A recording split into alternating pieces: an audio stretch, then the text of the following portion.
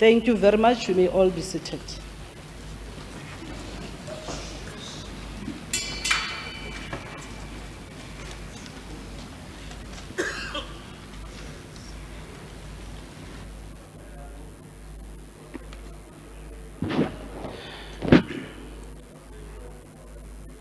Let me take this opportunity to welcome our Honorable Premier, members of the Executive Council, the Chief Whip, leaders of political parties present, members of the Provincial Legislature, the Speaker of the Western Cape Province, Honorable Ngasela, speakers from municipalities in Gauteng, speakers from other provinces of South Africa, delegates of the National Parliament and National Council of Provinces, delegates of the Pan-African Parliament, former members of the Gauteng Provincial Legislature, High Commissioners, Ambassadors, Diplomatic Corps, former speakers, deputy speakers of the Gauteng Legislature, veterans and freedom stalwarts,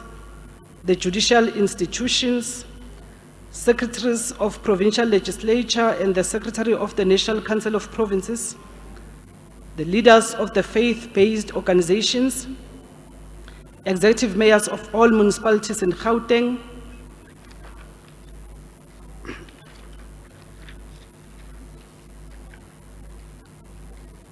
the chief whips of municipal council and councillors present, the South African Local Government Association, the guest of the Premier, the guest of the Speaker, the guest of the Deputy Speaker, the guest of the Chair of Chairs, the guest of the Deputy Chairperson of Committees, the guest of the Secretary, former Premiers, leaders of the Services Board and its committees, municipal managers and MMCs of the host region, which is the city of Joburg, all strategic corporate partners present, Chapter 9 and 10 institutions, the creative industry and sport, women in business, the LGBTIQ+ community, older persons present, organizations for people with disabilities, DGs and HODs of departments, all representatives of the business sector, the organized labor, leaders and guests of political parties, traditional leaders, religious leaders and members of various faith, youth organizations, the academia, NGO, the AIDS Council, media, and all other guests, we are all welcome. Let me also, in the meantime, apologize if I did not mention your name or your organization. It's because I have not received the script properly, but I can only acknowledge everyone present. I've also seen the Deputy Minister. Thank you very much for attending our sitting this morning. I will now suspend the sitting for 3 minutes in order to allow the media to take photos of the chamber in session. You only have 3 minutes.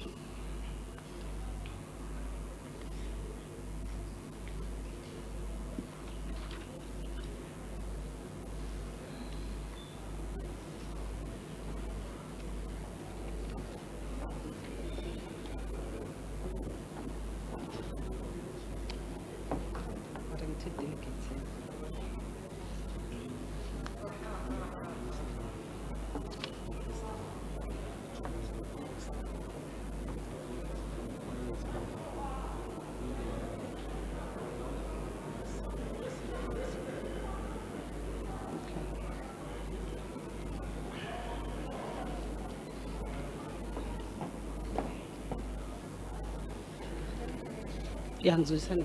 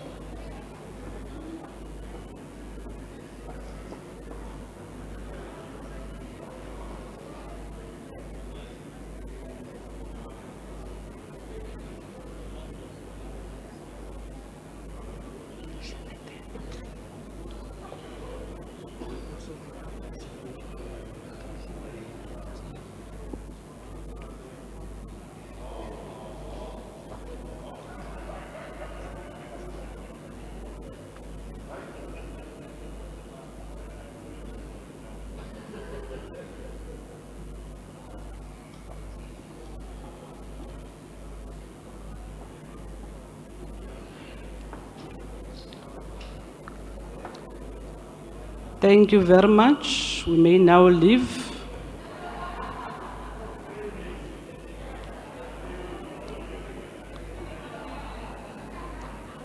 Can I ask members of the media to leave the chamber?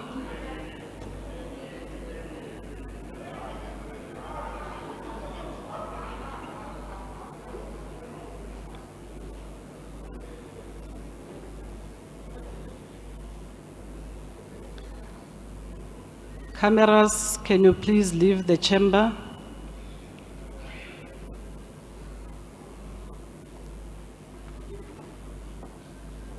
Thank you very much. I am now going to request that we should all stand up to observe a moment of silent prayer and meditation.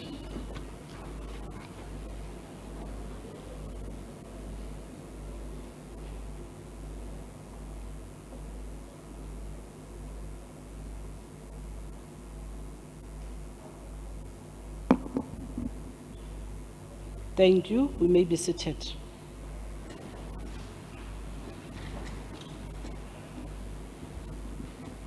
Let me acknowledge the chairperson of the NCOP, Honorable Masondo, leading the delegation.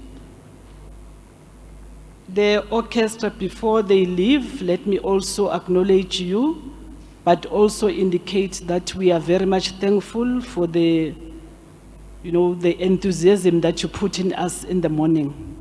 And the orchestra is constituted by the red ones and the subs choir. So you can see that in the South African Police Service, we don't only shoot, but we can also sing so well. We are all welcome. Yeah, you can clap hands, colleagues.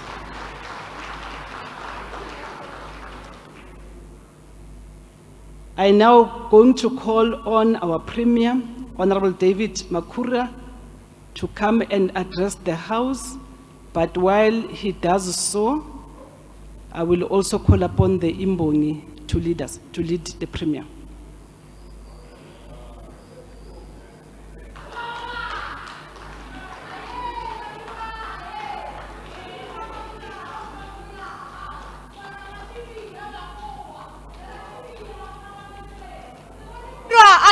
Ba ipira ba tletse le go iliri ke ba ila leba ba bina nare phofolo ya leshopa phofolo ya modisimola le he dinare ya he tja tsena go tjintja tia tlhalauka tja jang phofa di se tlhani se pela ka seboka he ba bididi ya he ke ba tswa komeng ke batho ba hore ba boya komeng ba boya ba hlapile ba hlwekile ba totse ka letsoku ba tshwanela ba le botse mmirwa tjea o nana ba le kgole ga o funa le ditshele se re kwa yo wa tshoa ka morao wa yo ke mekganela ke tšhaba mediti hwa.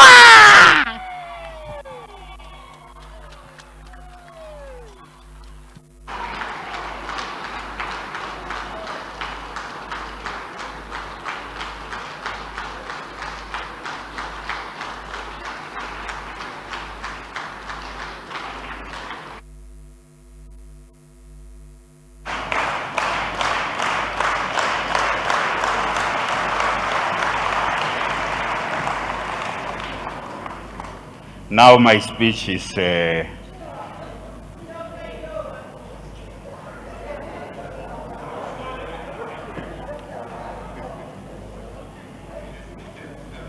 my speech has disappeared, Honorable Member. It has disappeared. Thank you very much, Madam Speaker. Honorable Ntombi Linting Mengwe, the Deputy Speaker, Honorable Nomvuyo Mhlakaza Manamela, the Chief Whip, Honorable Mzi Kumalo, members of our Executive Council, members of the distinguished legislature of our province, and leaders of political parties, executive mayors of our municipalities in Gauteng, including our host mayor, executive mayor, Mpho Phalatse, Your Excellencies, members of the diplomatic community, distinguished guests, members of the media, the people of our province. Thank you so much, Madam Speaker, for giving us the opportunity to deliver the 10th State of the Province address of the 6th Premier of our province. And in this address, which is a landmark as it takes place 8 years since I took office in this province, and immediately after the midterm of the 6th administration, we will keep referring on those things that we have been able to achieve in the pre-pandemic period, the work we have done during the pandemic, and the impact of the pandemic, particularly on the quality of life of our people. Accordingly, we will also highlight the democratic gains and the socio-economic progress that has been made in our country. And where there have been reversals, we will highlight those reversals. It is important that our SOPA takes place almost 2 years into the pandemic that has created a huge negative impact and threatened the existence of humanity. Humanity has been battling the public health emergency caused by the outbreak of COVID-19. It is not just for us that winning the battle against COVID was the immediate priority. It was for all governments that matter to do so, for business, for civil society, and indeed for the whole of society, that the COVID-19 pandemic was declared a priority. So as we meet here today, Madam Speaker, I'm glad to say that COVID-19 pandemic is under control due largely to the massive vaccination program that has been undertaken both in our country and elsewhere in the world. And that vaccination program has significantly broken the chain between infections, hospital admissions, and death. In other words, although many people continue to be infected by SARS-CoV-2, the evidence shows that most of those who are vaccinated are more protected from progressing to severe disease and death. We have also worked together with the public and the private sector to vaccinate more than 5.3 million people in our province, having administered 8.6 million vaccines. These 5.3 million individuals are much more secure today than ever before. Honorable members, please join me in conveying our heartfelt gratitude to our healthcare professionals, both in the public and the private sector, for their outstanding service. The healthcare workers in the public and the private sector have performed an outstanding service to the people of this province in the most difficult time in the life of our democratic nation. We need to remind ourselves that SARS-CoV-2, that is coronavirus, is still out there infecting people and reinfecting people. We also know now that armed with vaccines, masks, hand sanitizers, better ventilated environments, continuing with physical distancing and greater levels of vigilance, we are indeed winning the battle against COVID-19, particularly because it is more contained. And scientists are saying it could soon become just endemic, moving from a pandemic to just being endemic. In this context, honorable members, we are boldly shifting our main focus and principal energy to tackle the unemployment through economic recovery and reconstruction. And it is this unemployment which has become critically something that requires an emergency response, and the kind of response that we gave to COVID-19. After so much death and so much destruction with regard to lives and livelihoods, it is time to rebuild, and we must do so with the greatest sense of urgency, with the greatest sense of single-mindedness and coordination demonstrated during our emergency response to the COVID-19 pandemic. Honorable members, in a different period in this House in 2018, I quoted from a book of Ben Okri, A Time for New Dreams. Today, I cannot resist to go back to the powerful words of this greatest son of the soil and the scholar of our continent, because he captures, in a sense, where we are and the kind of spirit we need to rebuild our country and our province. And Ben Okri says about the time we are in. The Enid reminds us that greatest civilizations can be built on great failures. It is also reminding us that adversity is not the end of the story, but where there is courage and vision, the beginning of a new one, a greater one for that matter. Difficult times do one or two things to us. They either break us or they force us to go back to the primal ground of our very being. Adversity wakes us up. It reminds us not of who we think we are in vanity, but who we are in our simplicity. It is in difficult times that the great times ahead are dreamt and built brick by brick with maturity and the hope that comes from wise action.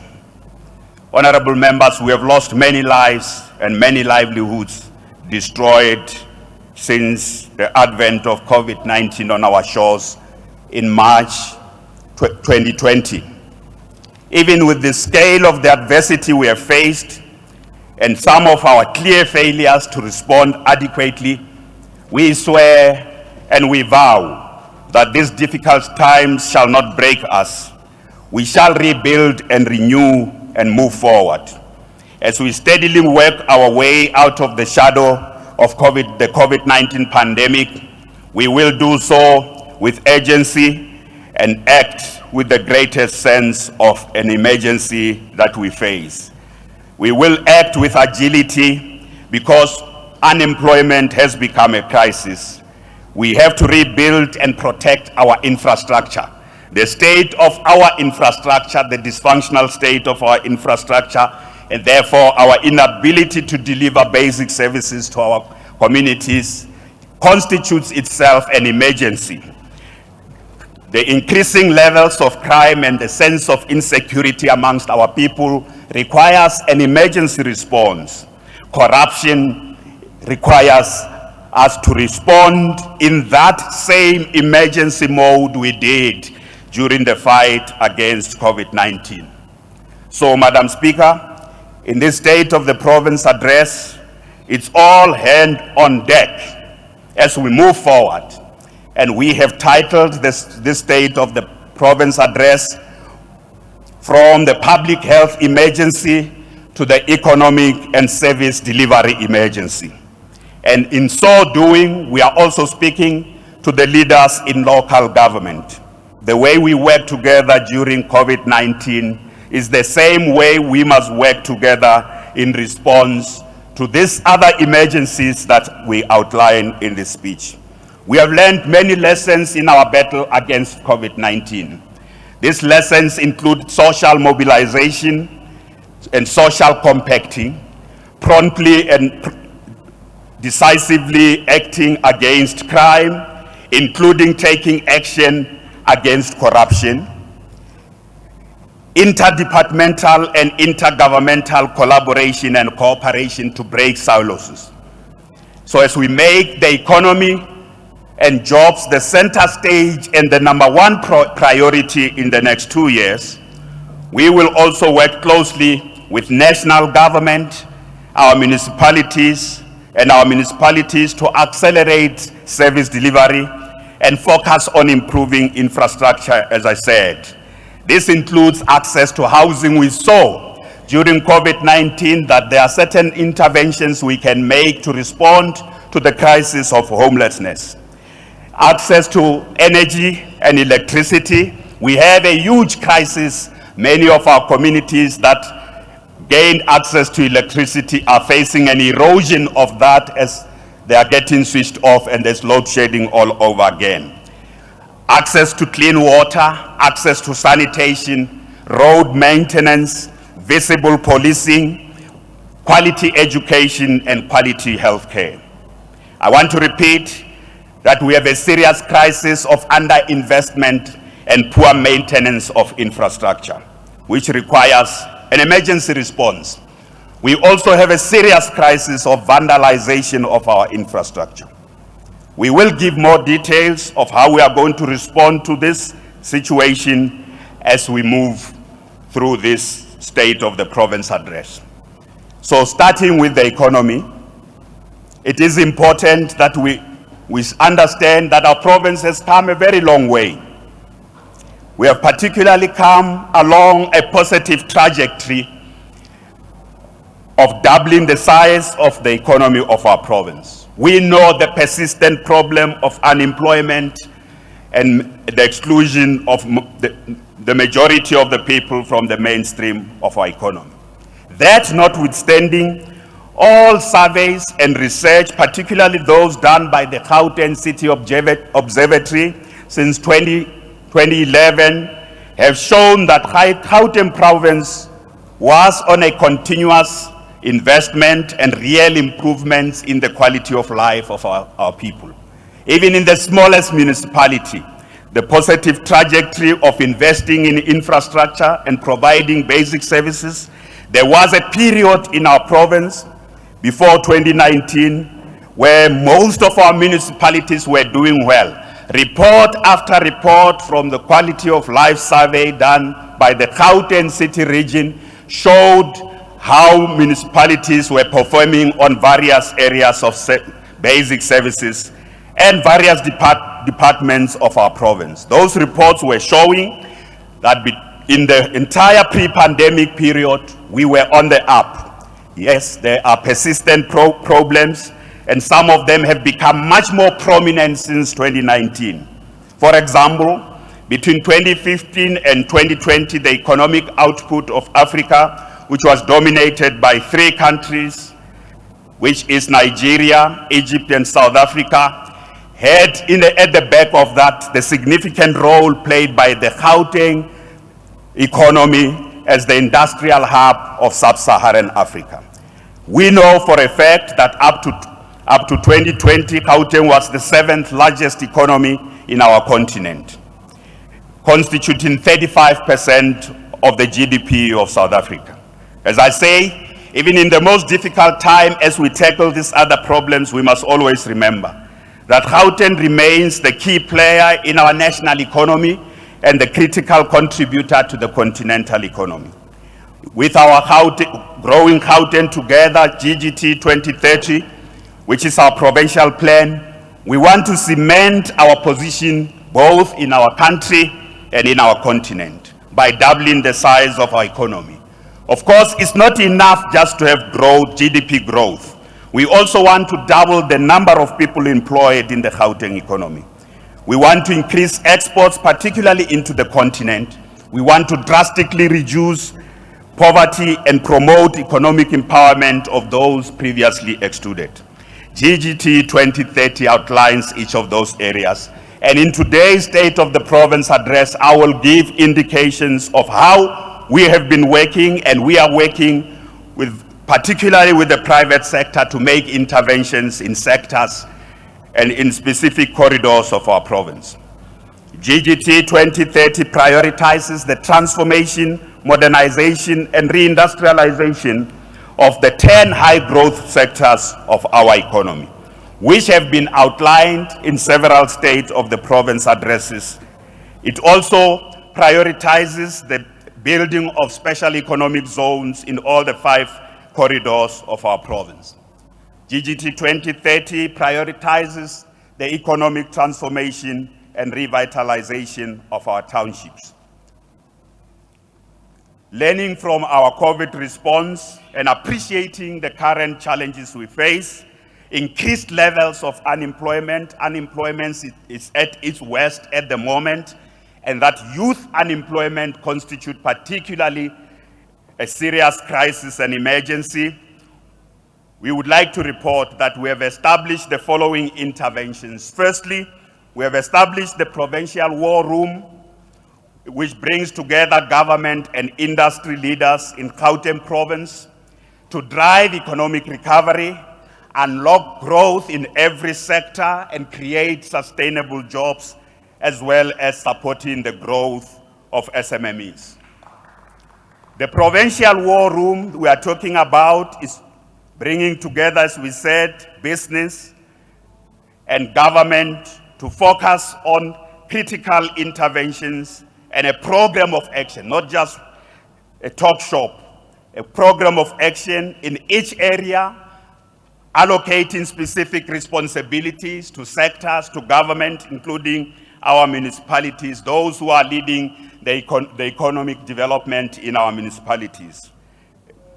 We are doing so with a strong sense, honorable members, that we need deliberate action to support all efforts, direct all efforts at creating jobs, both in the private sector. Yes, the private sector has the greatest possibility and potential to create more jobs, but to also unleash the capacity of our public sector programs and government programs that are job-creating programs.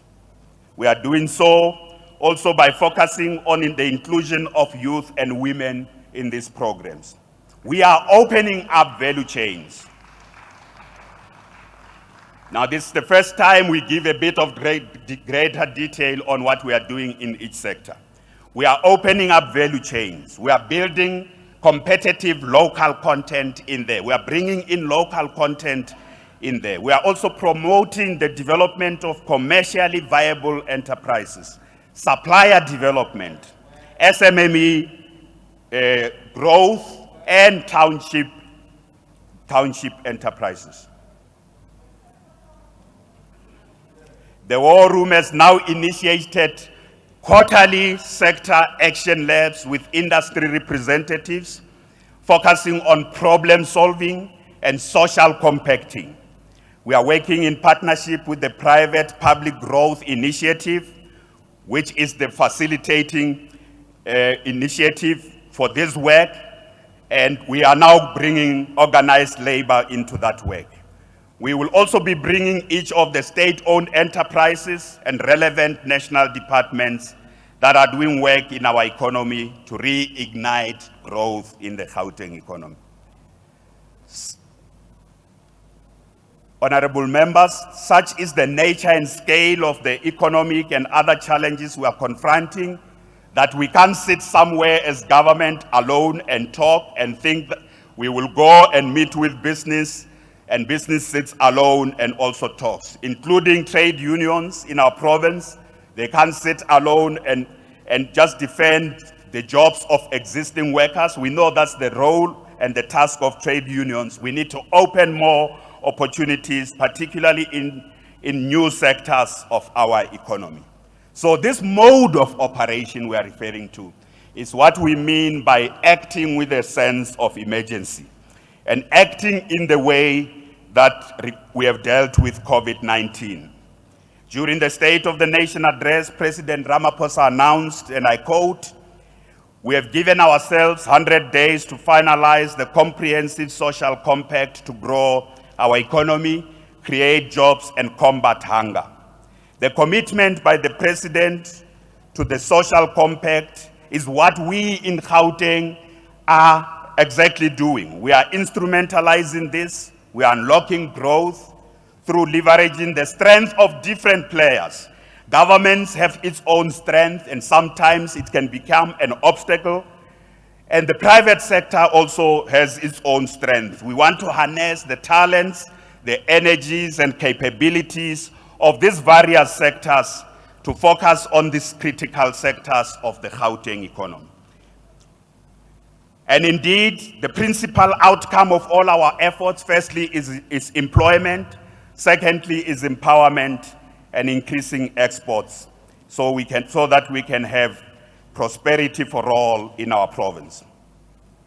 So the work we have been doing with various sectors is what I would like to focus on now. We are doing work with the ICT and digital services sector, and this work draws in experts, policymakers, and business people from across the digital economy landscape to support the implementation of the 4IR strategy of our province. It includes the work that's being done by ECAC Labs. It also includes the work on the township cloud zones, hot desking hubs, and this will be optimal sites for new data centers and big investments in communication technologies. This we do in all the 5 critical corridors of our province, including taking some of these initiatives right into the townships. The provincial government has just partnered with the University of Johannesburg to turn the province mounting e-waste problem. And what is e-waste? That is the disposal of electrical appliances and electronic gadgets, which has become a very big problem for the economy of our province. And to turn this e-waste into an opportunity whilst at the same time protecting the environment. This partnership between the University of Johannesburg and our Department of E-Government is offering an opportunity for young people in particular who are inspired and trained to look at how to recycle e-waste and create meaningful new products from discarded services and appliances. I've had an opportunity to look at some of this in the programs that are run by our Department of E-Government. How young people are turning e-waste into some of the meaningful products that can still be recycled and reused in our economy. Secondly, we are working with the aviation industry and the tourism and hospitality sector here in Gauteng to build Gauteng Air Access Partnership, which will attract more passenger and cargo airlines to operate at OR Tambo International Airport, as well as Lanseria Airport. We have been busy through the COVID period, engaging particularly through AXA and some of the airline companies to make sure that OR Tambo and Lanseria Airport become more competitive in attracting some of the major airlines, particularly for cargo and the growth of the passenger opportunities for the growth of the passenger airlines in our province. Due to the impact of COVID-19 on both the aviation industry and the hotel and restaurant subsector, much work is being done together with these sectors to promote recovery and unleash the huge employment potential in the Gauteng province, including on issues of the unique tourism opportunities offered by our economy. This is one sector through which we are doing work. In the food, beverages, and agro-processing, as well as agribusiness sector, we are working with the industry players and organized farmers in partnership with the Agricultural Development Agency to ensure that food security in Gauteng is addressed, and to promote urban agriculture as a sector for huge employment and business opportunities. In the previous State of the Province address, I did say Gauteng has not paid attention to agriculture. Now we are sitting together with these various industry players to unlock the opportunities for this sector, especially to bring in women in urban agriculture and young people for smart agriculture. In the past 12 months, we have also been interacting extensively with the cannabis industry role players, and I have identified unique opportunities of this sector in Gauteng province. This year, honorable members, last year I said this sector has opportunities. We must work with the industry players and the regulators to unlock those opportunities. Now we have done work to look at what opportunities there are. You must come with me. I'll take you to where all these sectors are located and demonstrate to you what the cannabis industry is doing in this province. There are many cannabis growers in Gauteng. There are also those who are not just growing, they are already processing. They are already processing medicinal cannabis. If you don't know, please come with me. I will show you, including those who are already producing medicinal cannabis products and retailing those medicinal cannabis products right here in Gauteng, right here in Gauteng. So the biggest challenge, honorable members, this sector, the sector leaders are saying, Honorable members, the sector leaders are saying to me, excuse me, Premier, honorable members, Honorable Mukwebo, heckling is allowed, but disrespect. Honorable Mukwebo, I don't want you to go and smoke there. It's for medicinal purposes. So what is the critical issue being raised by this sector, honorable members? So this sector is saying the biggest obstacle they are facing is issues of regulation and licensing. They obtaining licenses, particularly from the regulator who's SAPRA. Black participants and those who want to grow cannabis are saying the biggest problem for them is access to land and access to financing. But there are many young people I have met in this sector who are waiting for the opportunity, who want us to work with them to sort out licensing and make land available and financing available for them to participate in this sector.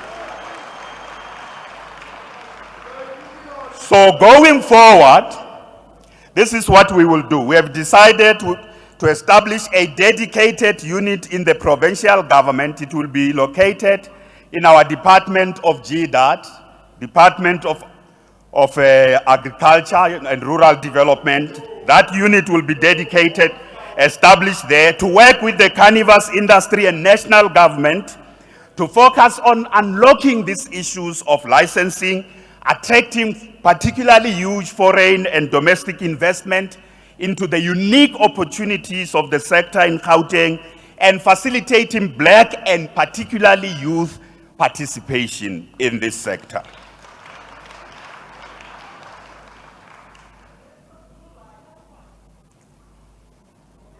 We will give further feedback on all the other sectoral work that is being done, and that work includes the work we are doing with the creative and cultural industries, freight and logistics sector, and the engagements we have had with the freight and logistics sector, the finance sector, construction and infrastructure sector done by our infrastructure departments, and those relevant MECs who are leading this work themselves are consolidating that work back into the war room. So the story of the establishment of the provincial war room is not just an idea, it is hard at work. And these are the preliminary results of the work of the Gauteng Provincial War Room on the economy and jobs, which is doing this work. Honorable members, in addition to the sectors we have identified and the sectors we are working in, we have said since 2014, we have been championing the development of the township economy and the transformation of the economic geography of our province and the demographics of various sectors of our province.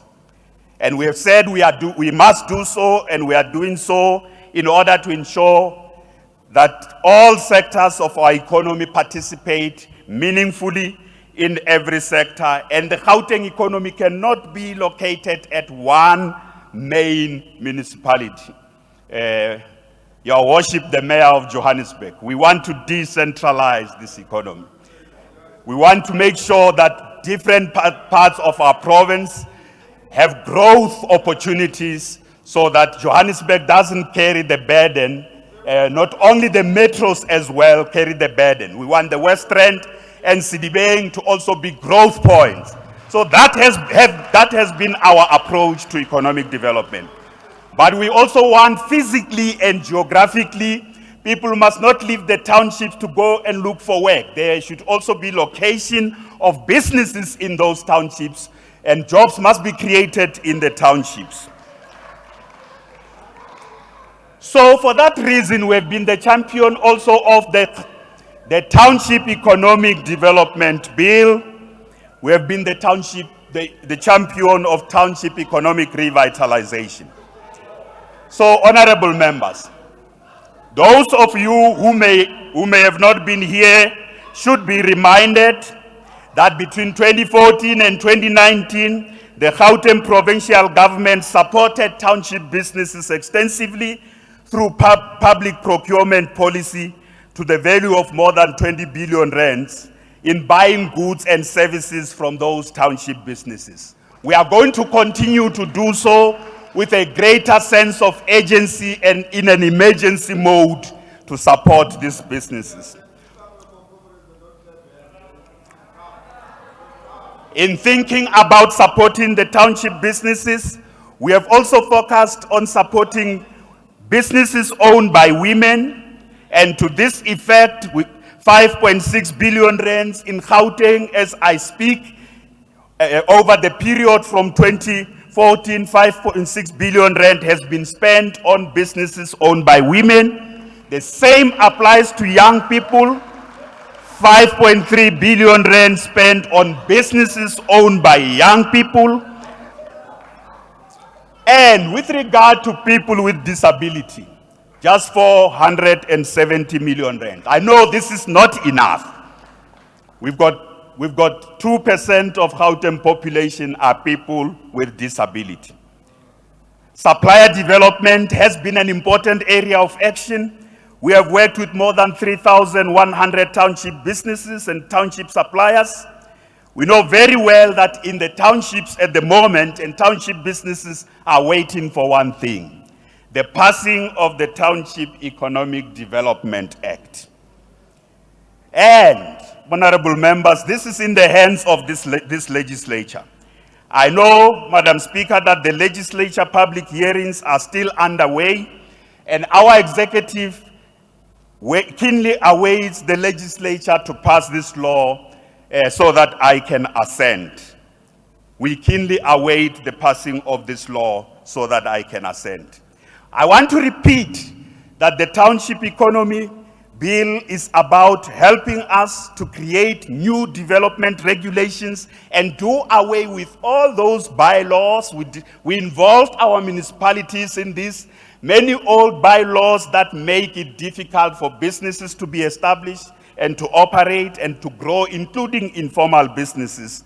This is a new smart regulatory and supportive regime that this legislature must pass to ensure that we also formalize 90% of those businesses that are informal, that want to formalize, to enable them to really grow and get financial support. Secondly, this bill is going to also formalize the establishment of the Township Economy Fund. So the Township Economy Fund, as I speak, has grown to over half a billion rands. One of our war rooms, there are further discussions. We are bringing in more partners. It will grow to 800 million rands this year, the Township Economy Fund. So as soon as you pass the Township Economy Bill, the Township Economy Fund is available, is ready to support all the growth of these township businesses. So honorable members, we really want to also create through this bill a legal framework that will enable the provincial government to support what's called township real estate. Often what is called the back rooms, where there's rent, lots of people are renting. Those back rooms, where lots of people are renting, the formalization of that process, that these are income generating opportunities for most of the people in the township. So their formalization that it's not illegal to have a back room and have people renting, because it is supporting livelihoods and incomes. But often mayors often these back rooms are overloading our infrastructure. They are not connected properly to sewer. They are not connected properly to electricity. Some of them are also not being built properly because they often all pay to the main house, and that's where we have many problems of the growth of the debt in our municipalities. This formalization will include turning the taxi industry ranks into business hubs and turning many of our township commercial nodes into high streets. This is part of what the township bill is meant to do. So the people in our townships have given us feedback that they really want the township economy bill to be passed now and this year. I have been saying last year it will be passed. It must be passed by this house. And they are all echoing in the public hearings. And if you are not in the public hearings, it's your problem. Honorable Mpapa will tell you, they all are saying that they want the opportunities to go to the local residents of our townships. That's what they are saying. They're saying these opportunities of the bill must not go elsewhere. They must not be hijacked. They must go to local residents of our townships to rebuild businesses in our communities. They've been echoing this with a great deal of urgency. I want to also say to you, we are already disbursing 100 million rands to support the recovery and the rebuilding of township businesses affected by the July unrest and the COVID-19 pandemic. And we are already working with the IDC in disbursing this 100 million rands. We have ongoing work, honorable members, that tells us that although many businesses collapsed in our townships and many businesses faced serious challenges, some disappeared, but there are businesses that have survived. There are township businesses that have survived. There are township businesses that are continuing to operate, telling us inspiring stories of how they want to build back, how they want to grow, and how they want to overcome any future pandemic. In the past year alone, we have worked with 56 township businesses which are successfully incubated in the provincial government ECAC labs. These 56 township businesses are successfully incubated in the provincial government ECAC labs. One of the stories of this ECAC labs is the Tembisa ECAC lab, Honorable Lesufi, where we have incubated some businesses there. In the Tembisa ECAC lab, there's Pumzile Mtembu, who had been unemployed for years. She's a proud owner of Ingweti Pty Limited. This is the first baby skin care brand from Tembisa in Ekurhuleni, which is trading as QB Baby Care. Made in the township, made in Tembisa.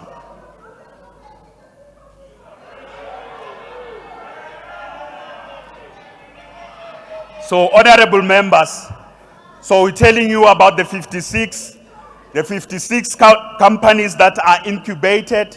We're also doing ongoing work beyond the 56 companies. We are doing work with the township enterprises where we are making progress in the special economic zones. In the previous State of the Province address, I have reported extensively on the rollout of SEZ. I just want to do an update. Firstly, with the construction of the Tshwane Automotive Special Economic Zone, which was built in the midst of COVID-19. This is a special economic zone built in the shortest time in South Africa in the midst of a pandemic. That Tshwane Automotive Special Economic Zone is progressing very well, honorable members. And this year, it will produce the first new Ford Ranger in June this year. The first new Ford Ranger made in South Africa, made right there in Tshwane in the Automotive Special Economic Zone. I want to give you an update, honorable members, that there, if you visit the Tshwane Automotive Special Economic Zone and there are people who don't know where it is, they'll ask where. There are 12 companies there. There are 12 component manufacturers who are working with the OEM, that's the original equipment manufacturer called Ford. They are already working as I speak. Many of them are already manufacturing whilst work of construction is going on in that special economic zone. There is a great sense of emergency when you get there. You can see even as they complete construction work, others are already manufacturing. That's the sense of emergency, the emergency mode we need, which is being demonstrated in the Tshwane's Automotive Special Economic Zone. I also last year made a commitment, honorable members, that there will be 28,000 jobs, and we have exceeded that target as I report now. The new jobs created between the last SOPA and now, our target was 3,228. We have 3,440 jobs that have been created in that. In the last SOPA, I reported that R500 million in that SEZ has been spent on the township businesses, has been spent on supporting township businesses. I am very happy to say R1 billion has now been spent on supporting SMMEs and township businesses. So that amount has doubled in the period. And honorable members, I want to tell you a story. In the Tshwane SEZ, there are no disruption of projects. There's no stoppage of projects there. The township enterprises and the SMMEs there and the communities involved in defending the development and the project construction going very well there. Let's give the people of Mamelodi a big round of applause. Anyone who tries to go and disrupt that project, it is the community and the people there who are protecting it. And thumbs up to the community of Mamelodi.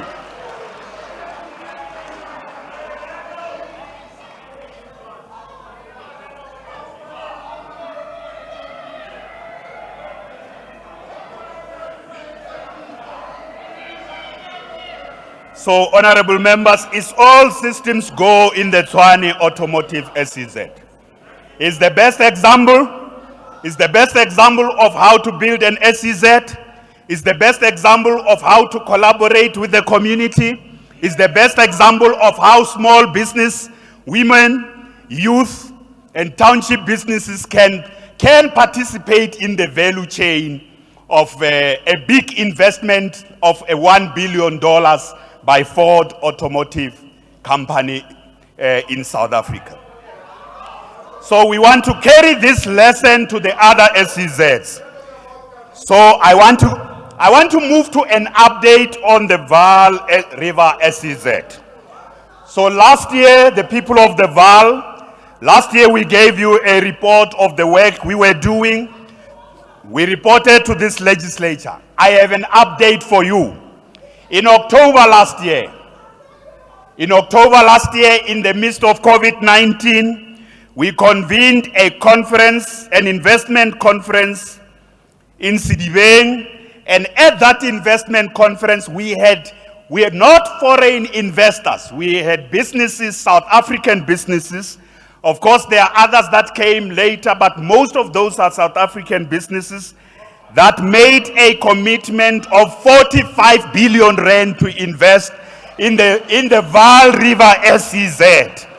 Those businesses said they are ready. All they want is construction work to begin in the Vaal River SEZ. So the Vaal River SEZ will host the new Vaal River City, the Green Hydrogen Innovation Hub, the Cannabis Hub, and someone who wants to see the Cannabis Hub in the Vaal River, in the Vaal, come with me. As long as you promise me you don't want to smoke, you want help for medicinal use. Agro-logistics and Erythropolis, the aerodrome, the air freight, and the revitalized steel industry. So we said last year that the Vaal River SEZ company has already been registered. A PMO has been established. There's a project manager of the Vaal River SEZ. I can also update you that the 4 municipalities in the Vaal, the district municipality and all the local municipalities, all of them, and I want to say all of them, they have put on the table land of more than 7,000 hectares. And they brought the land because to develop a massive industrial zone, you do need land. So I really say, I say thumbs up to the municipalities in the Vaal. They are run by different parties. They have cooperated, they are collaborating with us. They've brought land on the table to say, we are ready to work with you. So going forward, the critical issue in the Vaal River SEZ is to move now to unlock bulk infrastructure. We have a commitment from the DBSA to invest in bulk infrastructure up to R1 billion in that area. So we are working hard and fast in the Vaal, with the Vaal municipalities, to unlock this 45 billion rands.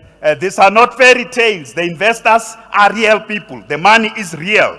The municipalities are real leaders who are committed to real development.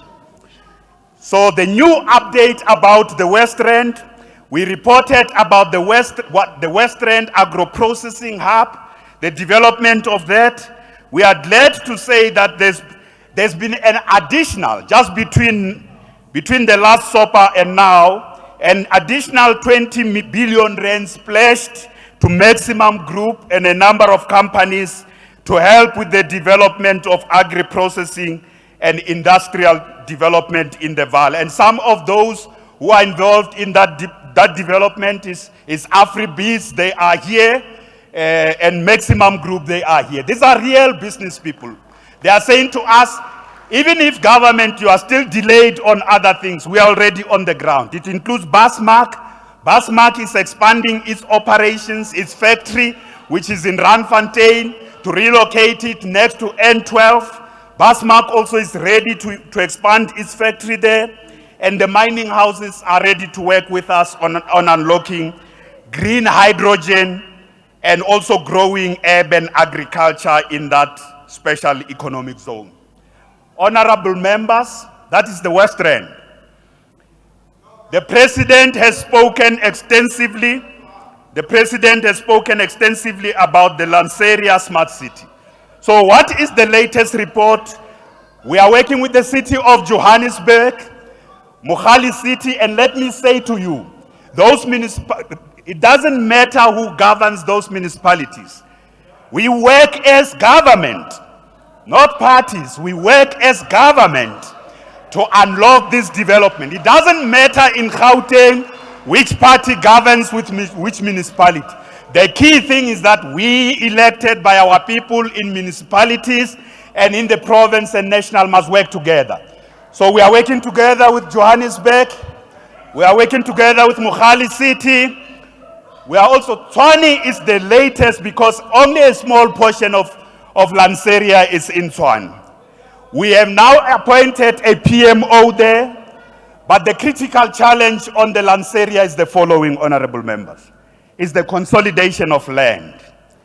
We have a huge investment awaiting this unlocking of this land, a huge investment, an high-tech type of investment in that area. So in the Lanseria area, the big problem, unlike in the Val, we said to you, the municipalities brought the land.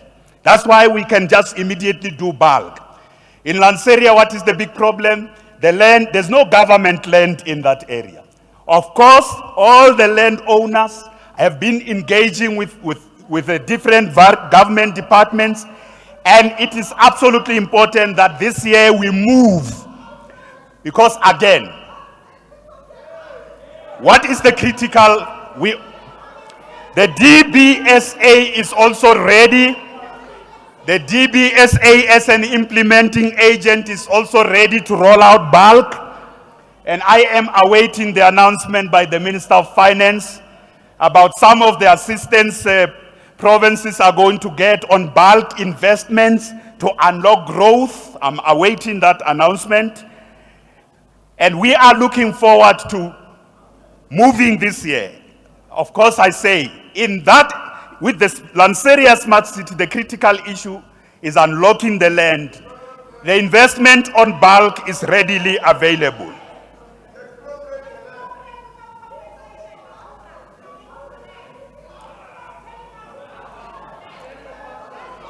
So, honorable members, we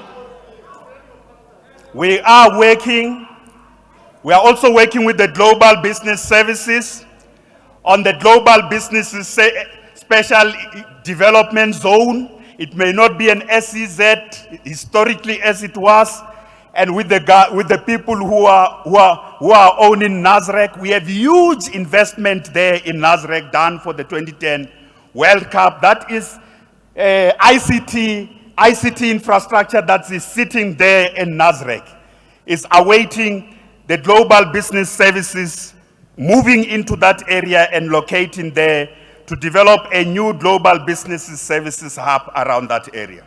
So, honorable members, when we come here and report and saying we are working on the SEZs, we are working in that area, it is not just work and no progress. It is real work and interventions in this regard. We are also focusing on infrastructure investment. One of the key things about infrastructure investment is that in all the economic interventions, you do need bulk infrastructure. I've already said that.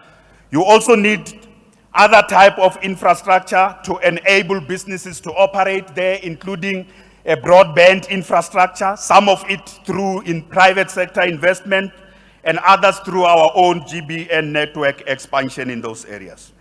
And the aim of infrastructure investment is about creating employment, but also enhancing the delivery of basic services, including access to housing, schools, health facilities, roads, electricity, as well as water and sanitation. Infrastructure investment has generated huge opportunities for our economy. And between 2014 and 2019, we invested 53 billion rands in infrastructure. In the pre-pandemic period, creating 120,000 jobs in that pre-pandemic period. Just through active state intervention to drive infrastructure investment, we were able to unlock 120,000 jobs in the 5-year period through infrastructure investment. Honorable members, I also want to report to you that since 2019, our social sector and infrastructure sector have also created jobs. The social sector has created 152,000 jobs. The infrastructure sector has created, together they have created 22,000 jobs. Gauteng municipalities, also through their own social and infrastructure and environmental programs, have created, I exclude here EPWP, but those other programs have also created more than 10,000 jobs. So, honorable members, we are pushing employment creation through the provincial war room, but we are also pushing job creation through infrastructure investment in our various sectors. We are expanding broadband access. We are expanding broadband access, the details of which you will get, ensuring that this will support our economic development and industrial zones. We are also hugely investing in skills training for young people, particularly in digital skills, including giving opportunities to emerging digital entrepreneurs in our province. And this is the most detailed report we are presenting to you. Some of the details I am going to move beyond some of those details. So, honorable members, we committed that we will rehabilitate 18 arterial roads. In this report, I am giving details of the work and the specific roads that we have been working on in this report. I'm not going to take you through all the roads in detail. We made a commitment of the 18 roads. We are reporting road by road, area by area, including where some of the roads are bedeviled by the stoppage of projects or delays that are as a result of inefficiencies in government. If you say which road the state of the province address has got them, I know, come with me, because P158, that's N14 phase 2, P158. It will not help you to do this. So, honorable members, our road program is also unlocking economic opportunities in different parts of our province. We are also ensuring that all our investments in other infrastructure programs, such as human settlements infrastructure, the GBN rollout, also lead to the empowerment of those who are previously advantaged. And the details of that you will get in the speech, as we have done a very detailed speech for you. So, honorable members, I want to say the most disturbing thing with our infrastructure projects, again, is the stopping of projects. It is worse in Tshwane. The stopping of projects is the biggest problem. But I am glad that the South African Police Service, led by Provincial Commissioner Lieutenant General Mawela, and his team of detectives have been arresting and making sure that this infrastructure criminal network is brought to book in our province. They are causing serious damage. They are stopping our infrastructure projects. They are scaring businesses which are operating in different areas. So it is absolutely important that we appreciate the work that our police officers are doing in this regard. The other key problem with our infrastructure projects, honorable members, is delivery on time and at cost. Our infrastructure projects, big problem, delivery on time and at cost. For that reason, we have now established an infrastructure war room that will also bring business players who are leading different infrastructure projects, and the police and our different implementing agencies, including the Department of Infrastructure Development. They are going to be brought in there at the hub to deal with every aspect of infrastructure. Delivery on time, delivery at cost, dealing with the problem of stoppage of infrastructure projects. Honorable members, I will come back to the infrastructure story when I deal with some of our infrastructure department's concrete deliverables. I want to focus now on the fundamental question of the crisis of youth unemployment. The crisis of youth unemployment is something that requires an emergency response. The future is youth, and young people are the future. The future is youth, and young people are the future. The level of unemployment amongst the youth has reached unprecedented proportions.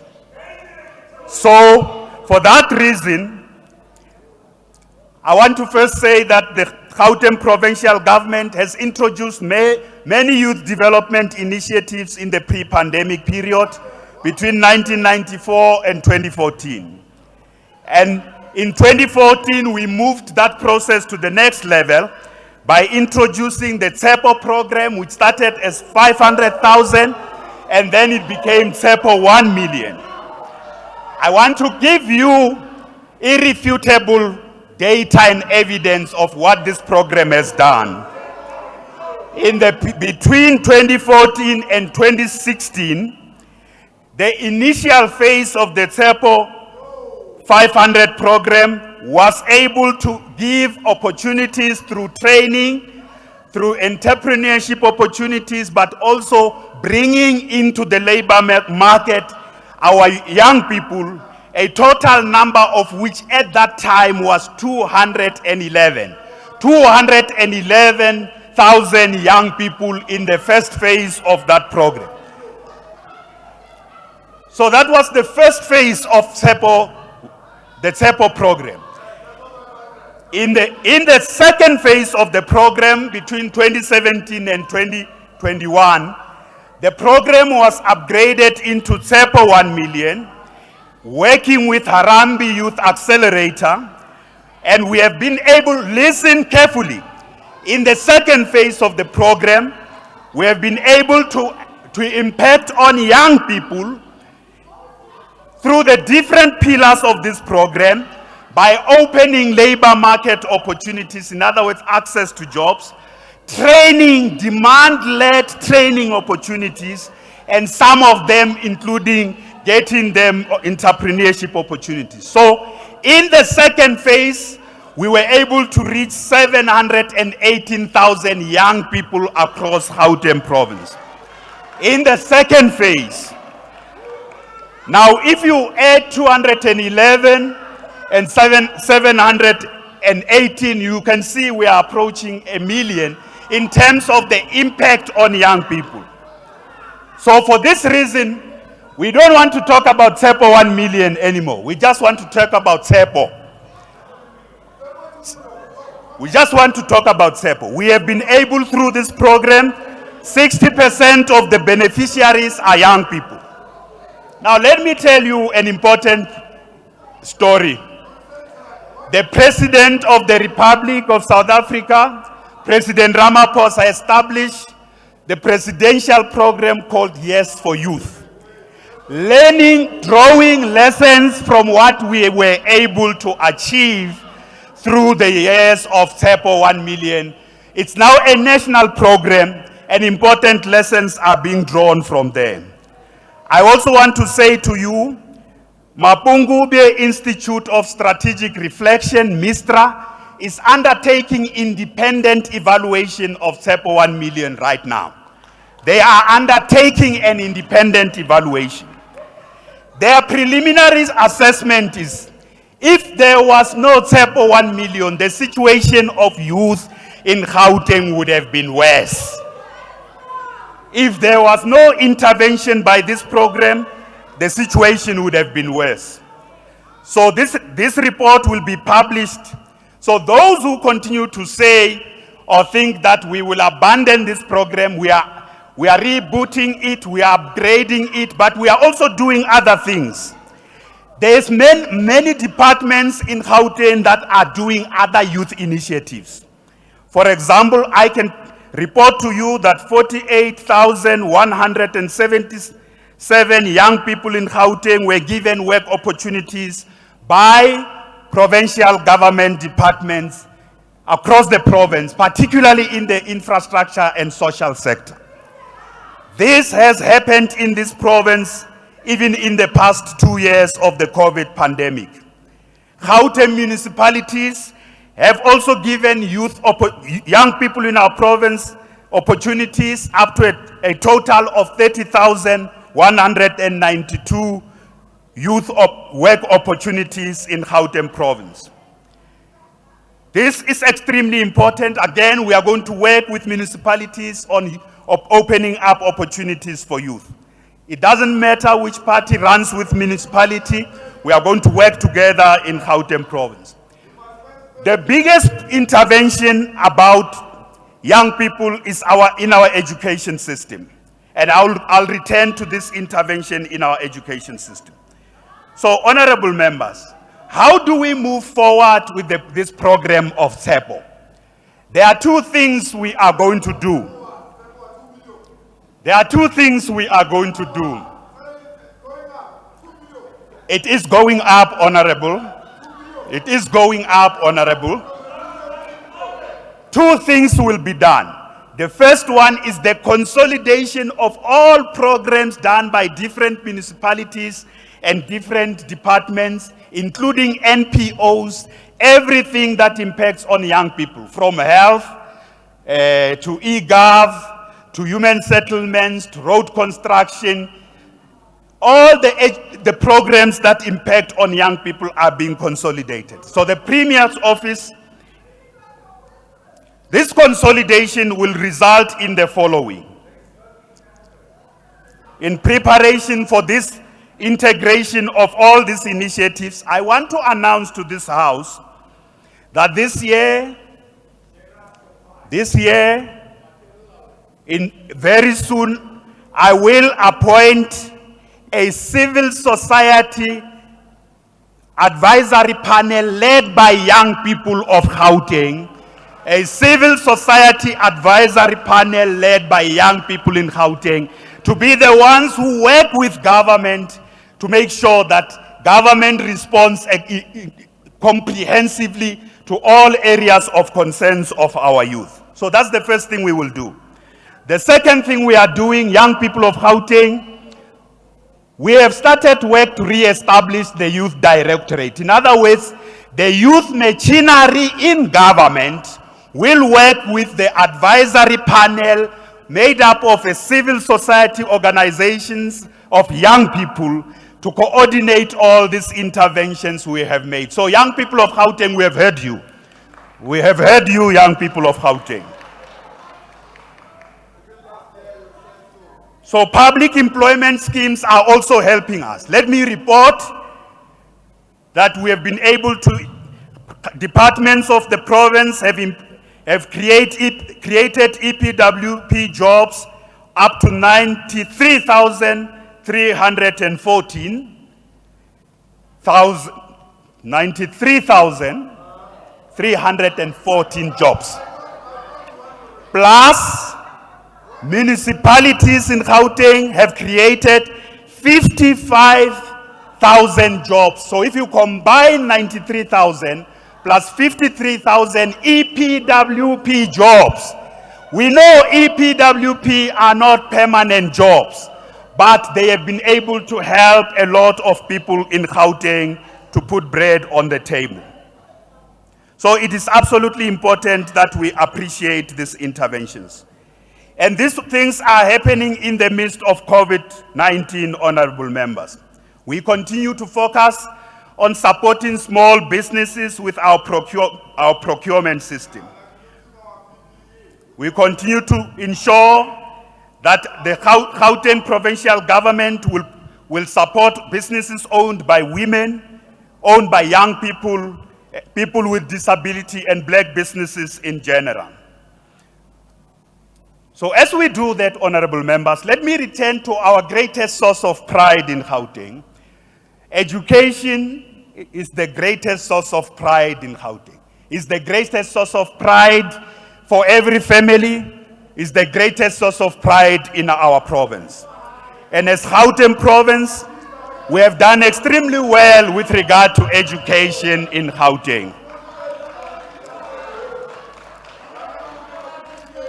The performance of the education sector in our province, especially between 2014 and 2019, has been above 85%, year on year, above 85% for grade 12 results. In the best year, we got 89% and we were number 1. But we continue to be amongst the top 2 in the country. We must acknowledge the work that is being done by our districts across Gauteng province. Our districts are always in the top 10, either 4 of them or up to 10 of them in the top 10 in the country. We have also increased throughput rate from 79% to 84% with the last grade 12 results. So honorable members, we are doing extremely well. We are continuing to focus on ECD. We are continuing to roll out ICT in education. We are continuing to do more investments in upgrading and building more schools in the province of Gauteng.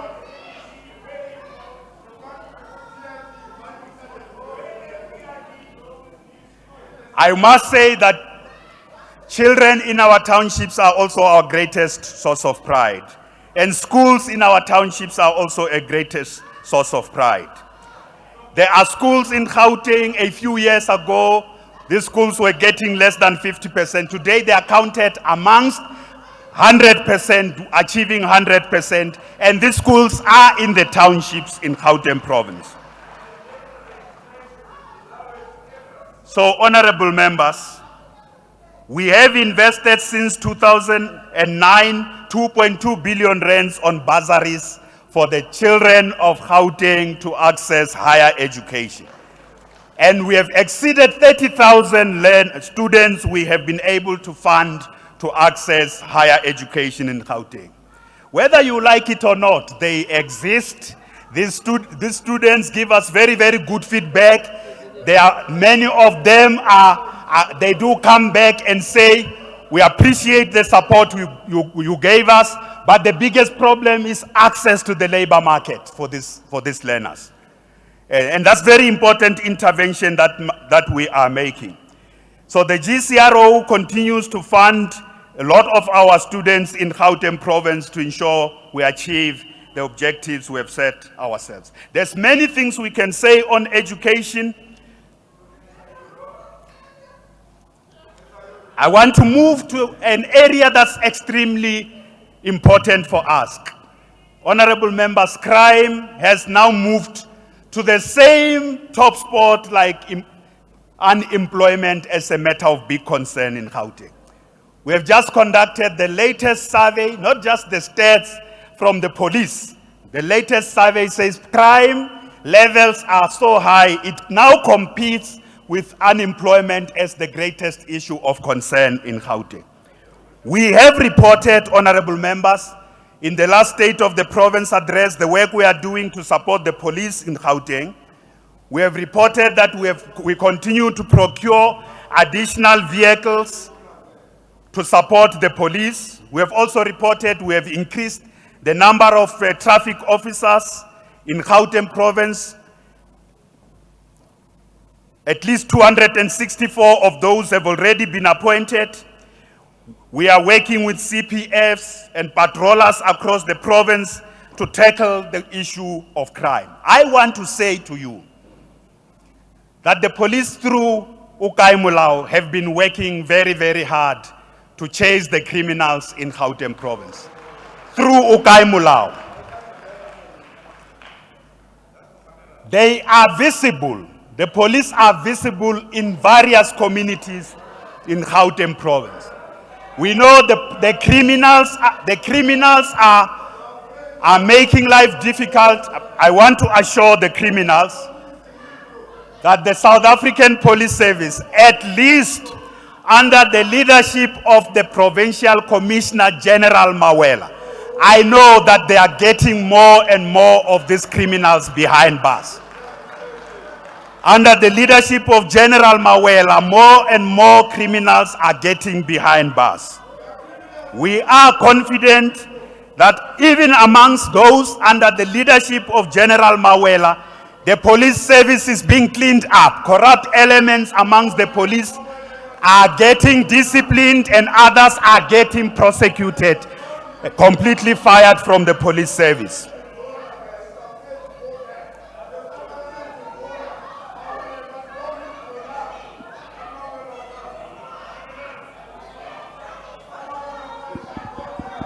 Honorable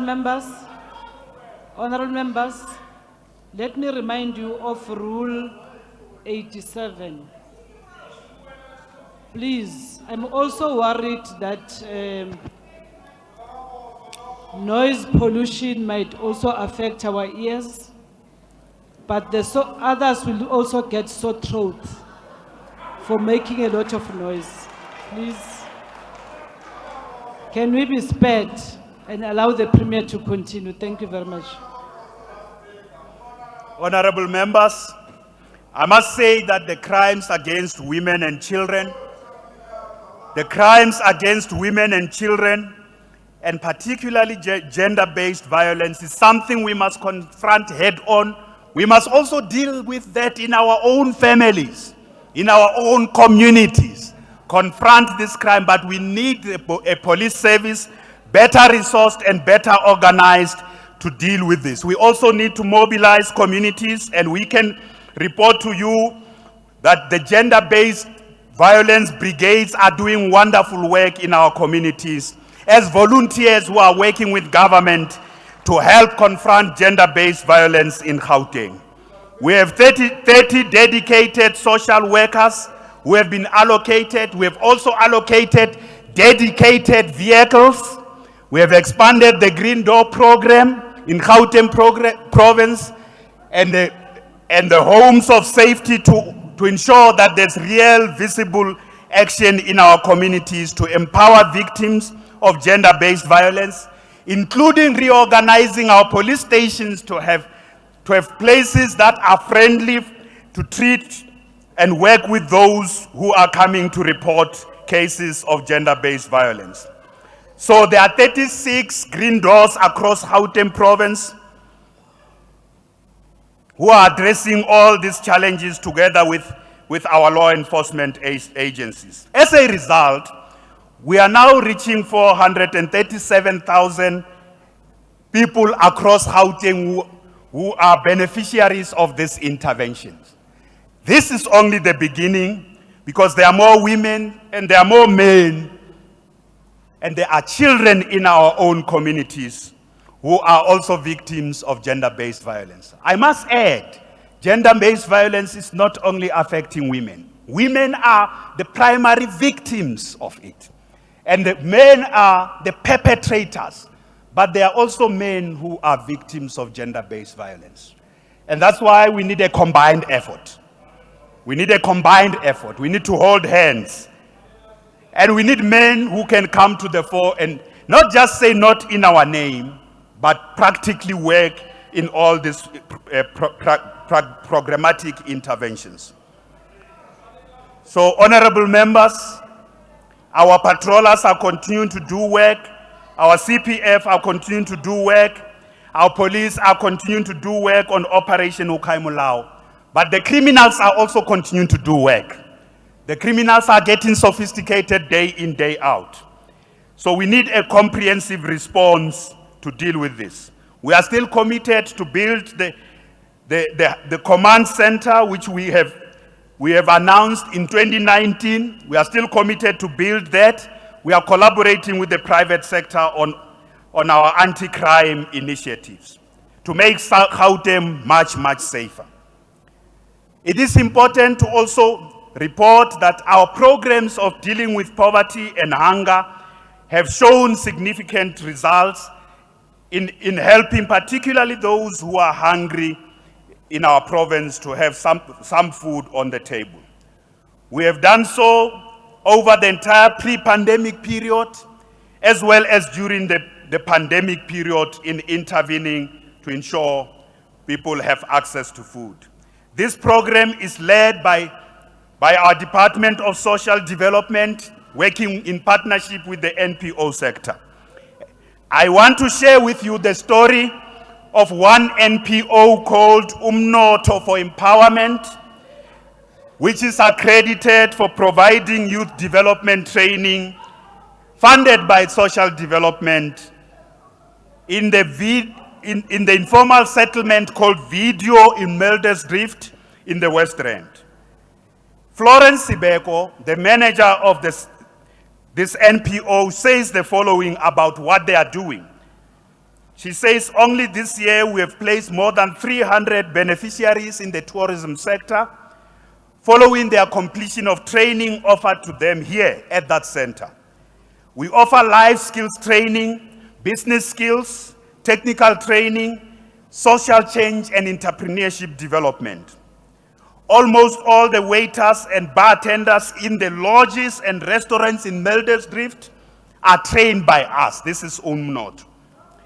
And the entrepreneurs dealing with welding and plumbing around here in the area of the West Rand are also trained by us, including Kagiso, including Manseville. They are also trained. Listen to how the story continues. That over a period, Umnoto survived COVID, is training these people but it is also able to ensure that over 60% of them get jobs once they have completed training. So Umnoto is a primary example of how an NPO in the social sector can help us train, not only train, but ensure access to employment in various communities. So let's give a big round of applause to Umnoto.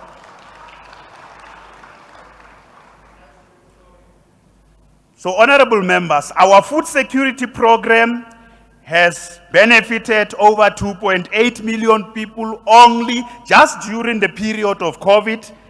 Over 2.8 million people in 2020 and 2021 have benefited from our food security program. And we have worked with NGOs, faith-based organizations, businesses to ensure we expand this food security program. We have also provided school uniforms and dignity packs to over 39,000 young women across our province in this regard.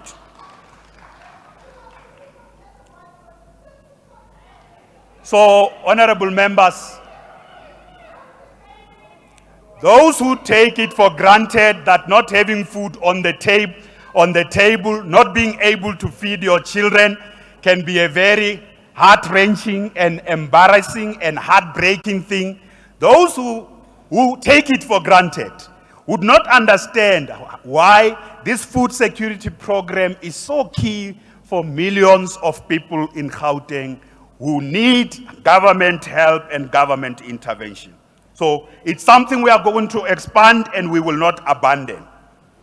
Our Department of Agriculture has also been expanding its work on the development and support for small-scale food producers, including emerging farmers across Gauteng province in many respects.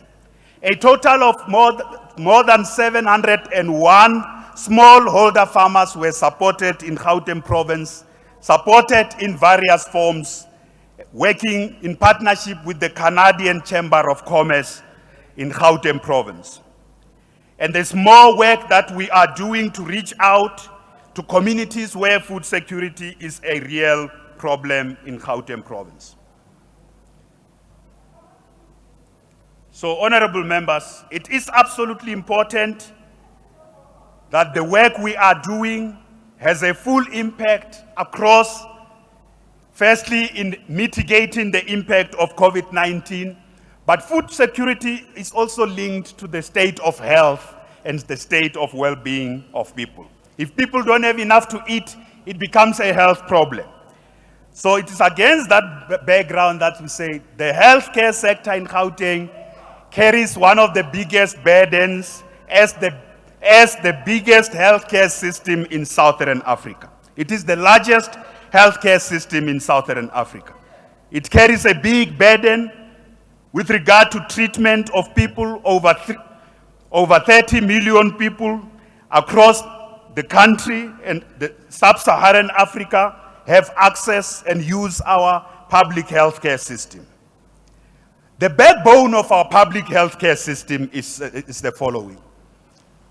Honorable members, the clinic, if you want to know in Gauteng what really works well in the healthcare sector, our primary healthcare clinics are the backbone of our public healthcare system. Often we look at the hospitals where there are major problems, and there are a lot of hospitals where there are major problems. There are hospitals where there's outstanding work happening there. But our primary healthcare clinics are doing very well. 91% of them were just assessed for 2021 in 2021, and 334 of those have achieved ideal clinic status. They are not assessed by us, they are assessed by national. This is a comparison across 91% of our clinics in Gauteng are performing satisfactory service. 91% of them. And there are, as I said, there are problems at different levels. Our district hospitals, as well as our tertiary hospitals and central hospitals, with those 60% of them have achieved ideal status. You can see the gap there, because a lot of those ones are faced by the following two critical challenges. The first one is the state of infrastructure. Poor maintenance of infrastructure, especially in our hospitals, is a big problem. Secondly, the second problem is they are overloaded. They have huge human resource demands. The number of healthcare workers versus how many people those institutions are saved, the gap is huge.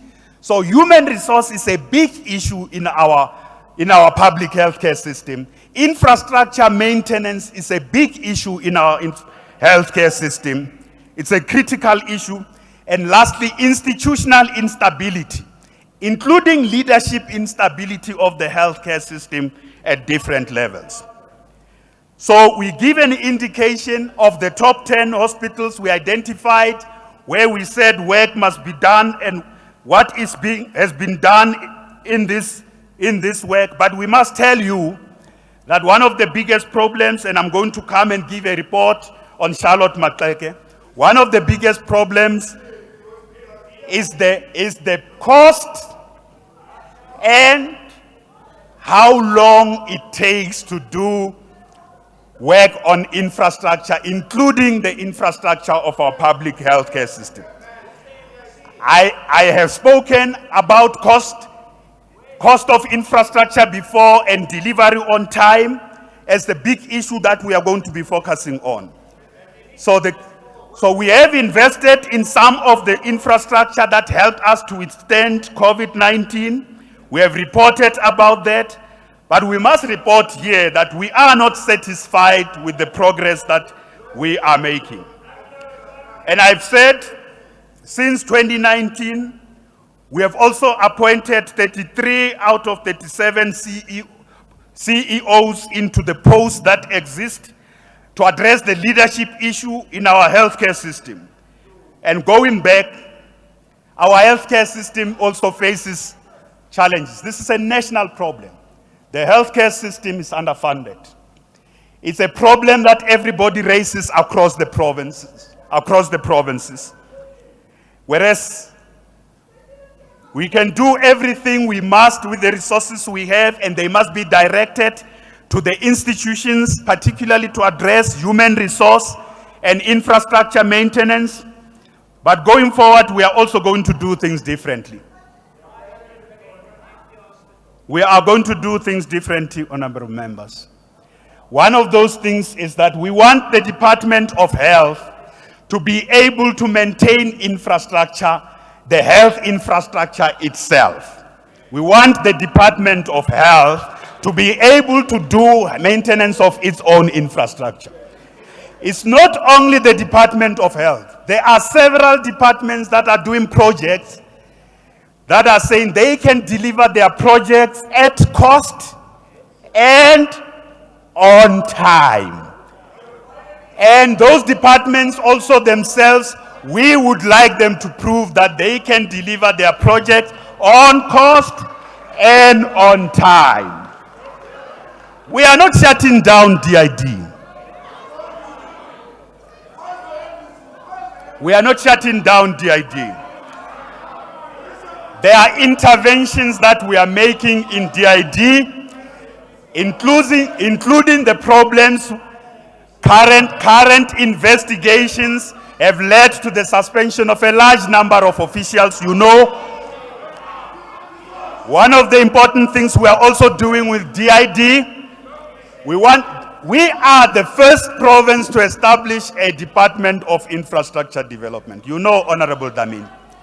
Now the Western Cape has just announced that they are establishing a Department of Infrastructure Development. Now others want us to disband the Department of Infrastructure. No, we will not do so. We are going to reposition. It can't do everything for everybody in this world. Because if it tries to do everything for it will fail, but it can't be given every project. We want to focus them on projects, put them on terms, and if they don't deliver on those, we are also bringing in what we call the best implementing agents in our state system and in the private sector. And let me tell you, that's what we did at Charlotte Maxeke. We have brought in the DBSA. Firstly, we have given the Department of Health as the responsible department to take up responsibility, working with National Health Department. Secondly, the DBSA is now the implementing agent to finish up Charlotte Maxeke hospital refurbishment. They are doing that. We are confident they'll be able to refurbish it in the shortest space of time. They have made a commitment that they'll complete the refurbishment in 2023. But let me tell you, we are going for the rogues in the DID department. In our infrastructure space, the Special Investigation Unit has already identified people who must be disciplined, monies that must be recovered from service providers, and consequently those who must fail jail. Those who must face jail. That's what we are doing with that department.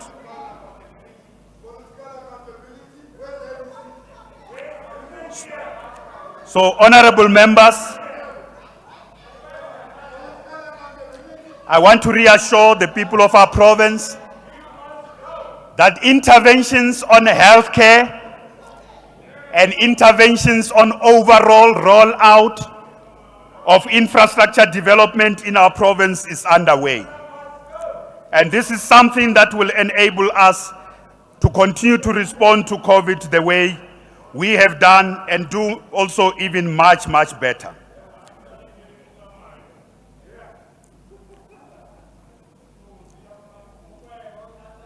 So we have a detailed report to the people of our province on the various interventions we are making across the province. I want to give an update on human settlements. Since 2019, we have created 53,000 housing opportunities in Gauteng. Since 2019.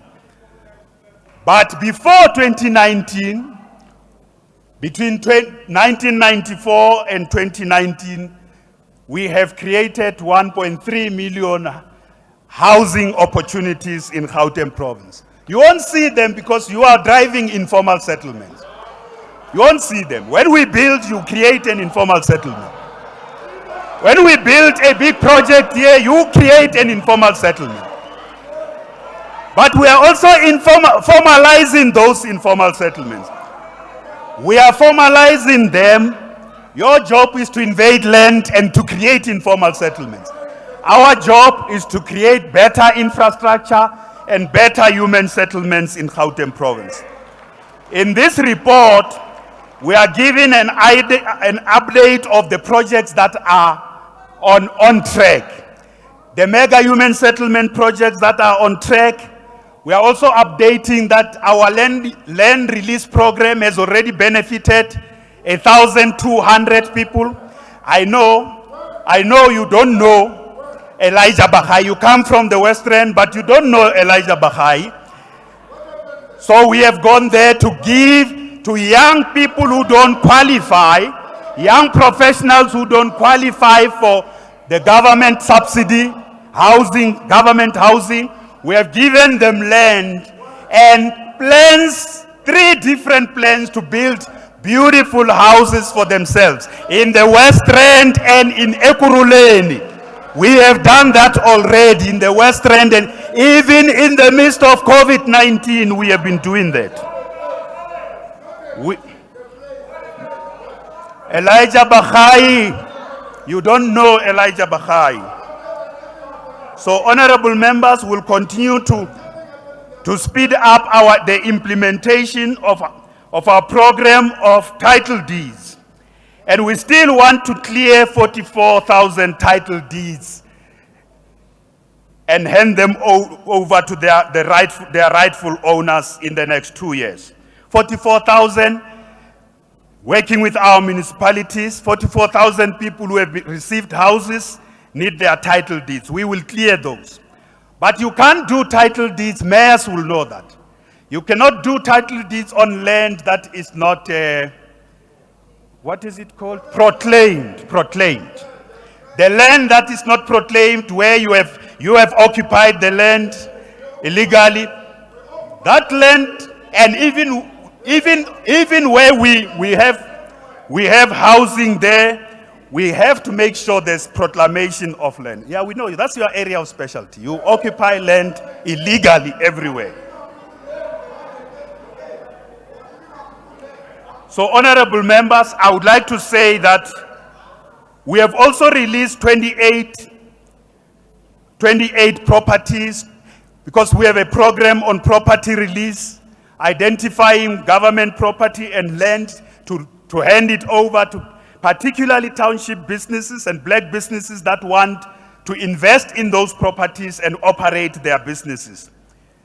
So last year we acquired 28 properties for this purpose, and we are now speeding up the process of releasing these properties to those who want to use them in Gauteng province.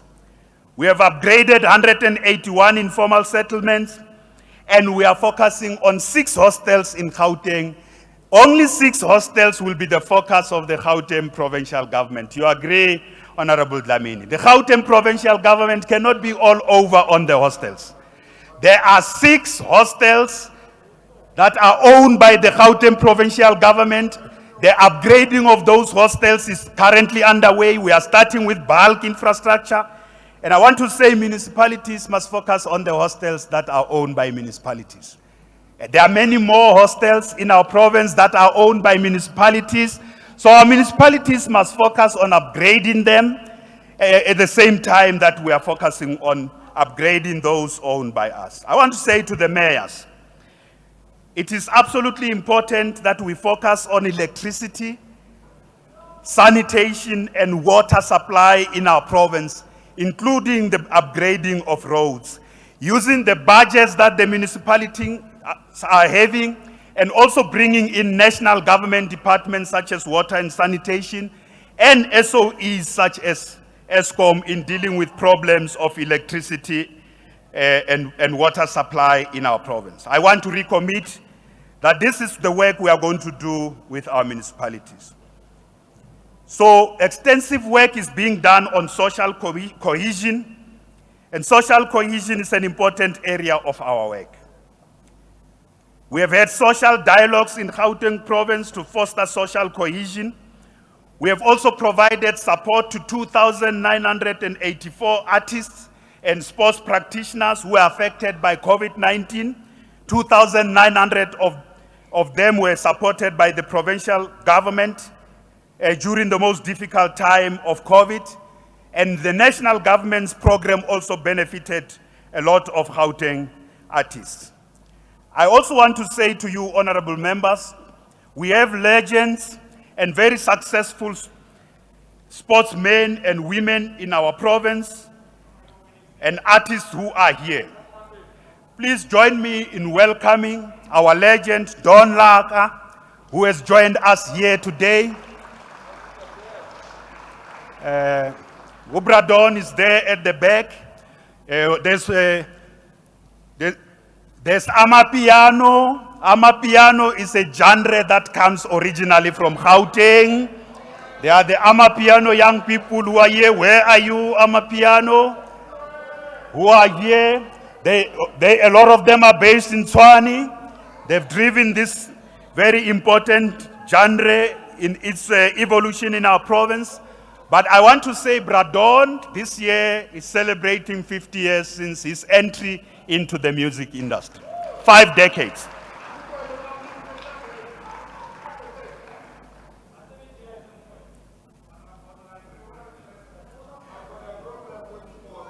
We know the Sundowns team of women are the champions. The Sundowns team of women, there they are the champions. They are the champions. We also have a group of young people in Gauteng who are the champions of chess, who have joined us today. 14 young people, they are school children who are the champions of chess. They are represented by those. Sports and the creative industries. Where is Khumuso Munchani?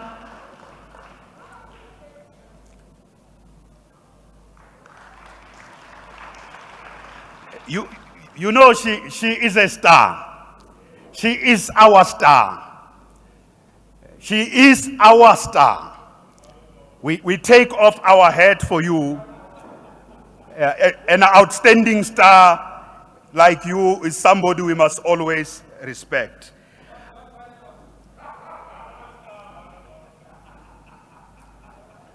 That's Khutatso Munchani. Khutatso Munchani.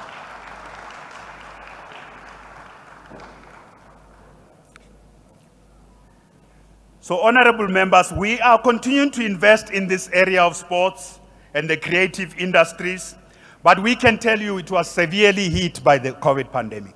I know there are many aggrieved artists and sportsmen and women who feel we really need to open up. We need to open up as the situation of COVID is under control. They want to return to performances. They want to return to the stadia. We need to open up. And there are also those who feel they did not receive the support. We know there were many more who were not covered by us. But we say to those we could not cover, re-inailing matsoho metsing. It was not our intention to exclude you. We could only cover so many amongst you. Gauteng province is a province that attracts the most international migrants and migrants from across the continent and the Republic, from across the provinces. In-migration is a big issue into our province. So we welcome the announcement by National Cabinet that firstly, because there's no country that will not have migrants, but we want migrants in South Africa who are here legally in our country, who are documented. Migrants, we know they are in this country, they are operating in these sectors. And we also welcome refugees in our country, but they should be documented, they are welcome. But the big problem we face is that the porous borders are a problem in our country. So national government has announced an intervention to strengthen border security and border control to also enforce our immigration laws. And I say, as the provincial government, This is a matter of great concern. We go everywhere in Gauteng. The question of illegal migrants is featuring everywhere. It is featuring everywhere in our province. The important question is that we are working, we have worked with organizations representing refugees, which are also representing migrants in Gauteng. We are going to continue to work with them. We want to work with them. We want to make sure that we work together and ensure they are all in our province properly, in our country, safely and legally. But we also want to ensure that our state provides security to the borders and security to its own citizens. And for that reason, we don't want citizens to take the law in their own hands. It is the job of government to do border security, but also safeguard citizens. It's the job of government and law enforcement agencies.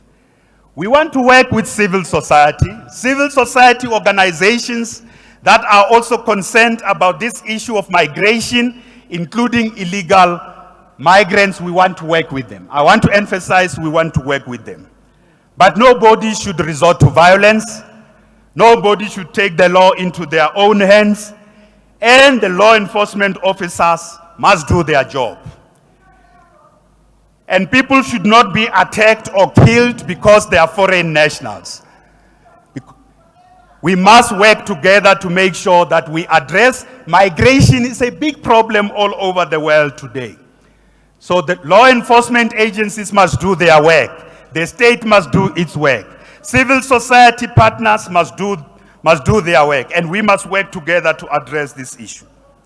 So I want to say again that no state can allow people to come in and out of its territory without proving that they have documents. There's no state worth its salt that can allow the movement of goods and anything in and out of its territory. There is no state worth its salt that will do so, but also there's no state that can allow citizens just to take the law into their own hands and start moving door to door and saying, these people are illegal migrants. So let us work together with law enforcement, including with civil society organizations of migrants and civil society organizations in our townships to address this matter properly and effectively, so that Gauteng cannot afford to have killings and attacks of foreign nationals again. We can't afford it at all. So, honorable members, I want to come to an important part of the mandate of our administration and report back to you. The issue of integrity promotion and dealing with corruption is a matter that people of our province have been greatly concerned about, and this legislature has also been greatly concerned about. The Gauteng provincial government adopted an anti-corruption strategy and an integrity management framework in 2016. That framework has got core pillars. It focuses on prevention, it focuses on detection, it focuses on investigation, and it focuses on consequence management of the outcome of those investigations. I am glad to report to you now the numbers of what we have been able to do. Yeah, I'm glad to report to you the implementation of our anti-corruption and integrity management framework is led by the Gauteng Ethics and Advisory Council together with the Office of the Premier to ensure that there's strengthening of prevention, detection, as well as investigation and consequence management. But we are also working with other agencies, honorable members. Public Service Commission, the Public Protector, the Auditor General's Office, the Human Rights Commission also refers matters to us as well. And law enforcement agencies, we open cases. In this report, you will see how many criminal cases. Don't say how many, I don't arrest. I don't arrest. We open cases, we open criminal cases, we discipline. We have disciplined 138 officials in Gauteng. 138 of them have been disciplined. 42 criminal cases have been opened. And law enforcement, the criminal justice system, including the prosecution authorities and our courts, are busy following up. We are working with the Special Investigation Unit. The Special Investigation Unit has done a lot of investigations. We have seen those. We have taken action. Every report they have submitted, we have taken action to suspend officials, to discipline officials, and where they are done with that work, criminal cases needed to be opened, we have opened those criminal cases. We have implemented every recommendation from the Auditor General around investigations. We have implemented those in departments where the Auditor General has said you have a problem of supply chain. Let me report to you what we have done. I did that the last time. All supply chain officials are now being vetted. They are subjected to vetting. Senior management are also subjected to vetting in this province as part of detection and prevention. We are also, when the public protector submit a report in Gauteng, you can ask the Special Investigation Unit. You can ask the Public Service Commission. You can ask the public protector.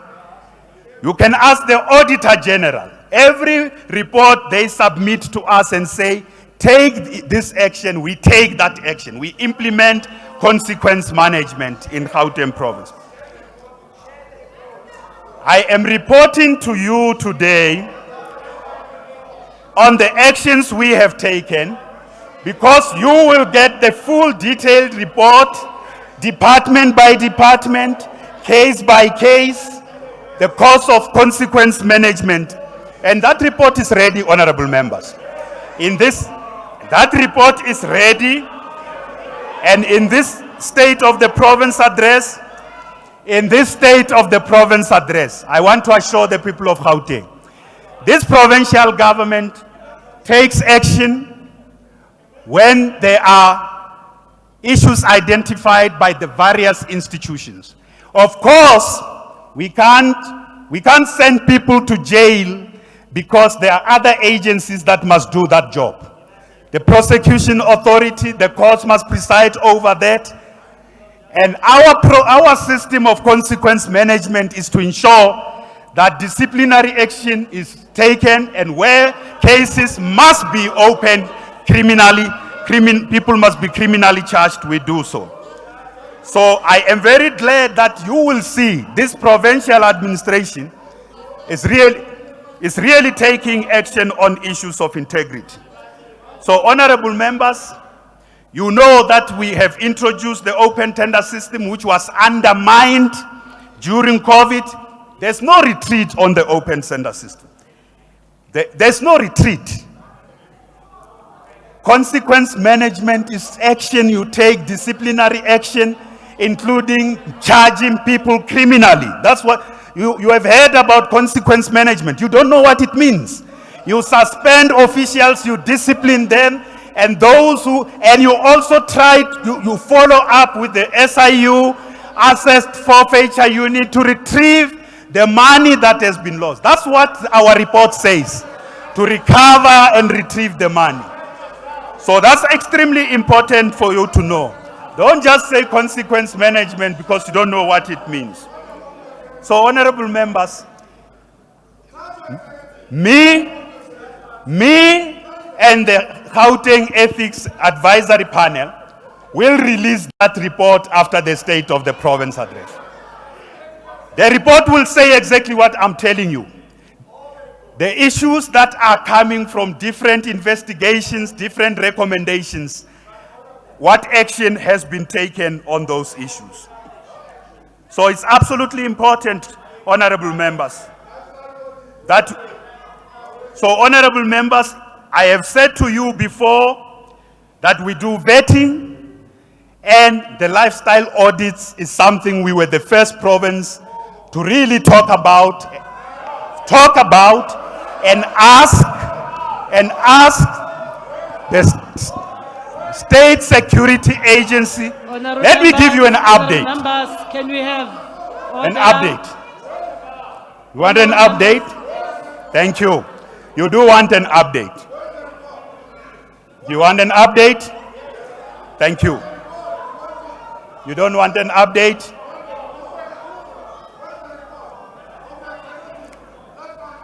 Honorable members, you want an I'm sure update? you will have your time on Thursday to debate, please. Can we be spared? Yeah, please? they've just taken 45 minutes of my time. So, honorable members,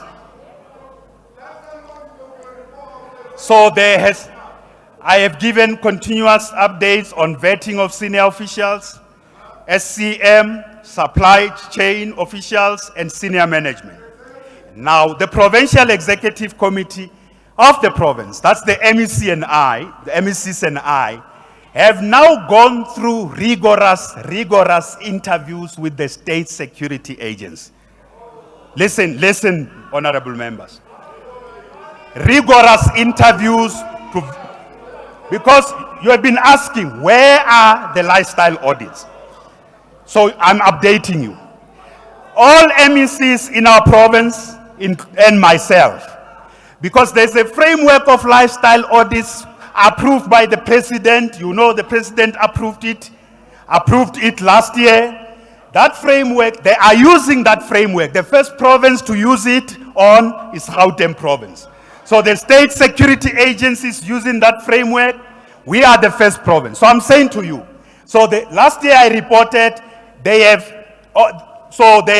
all MECs had submitted and filled the vetting forms, all the lifestyle audits and vetting forms. What has followed is they have now undergone, honorable members, interviews.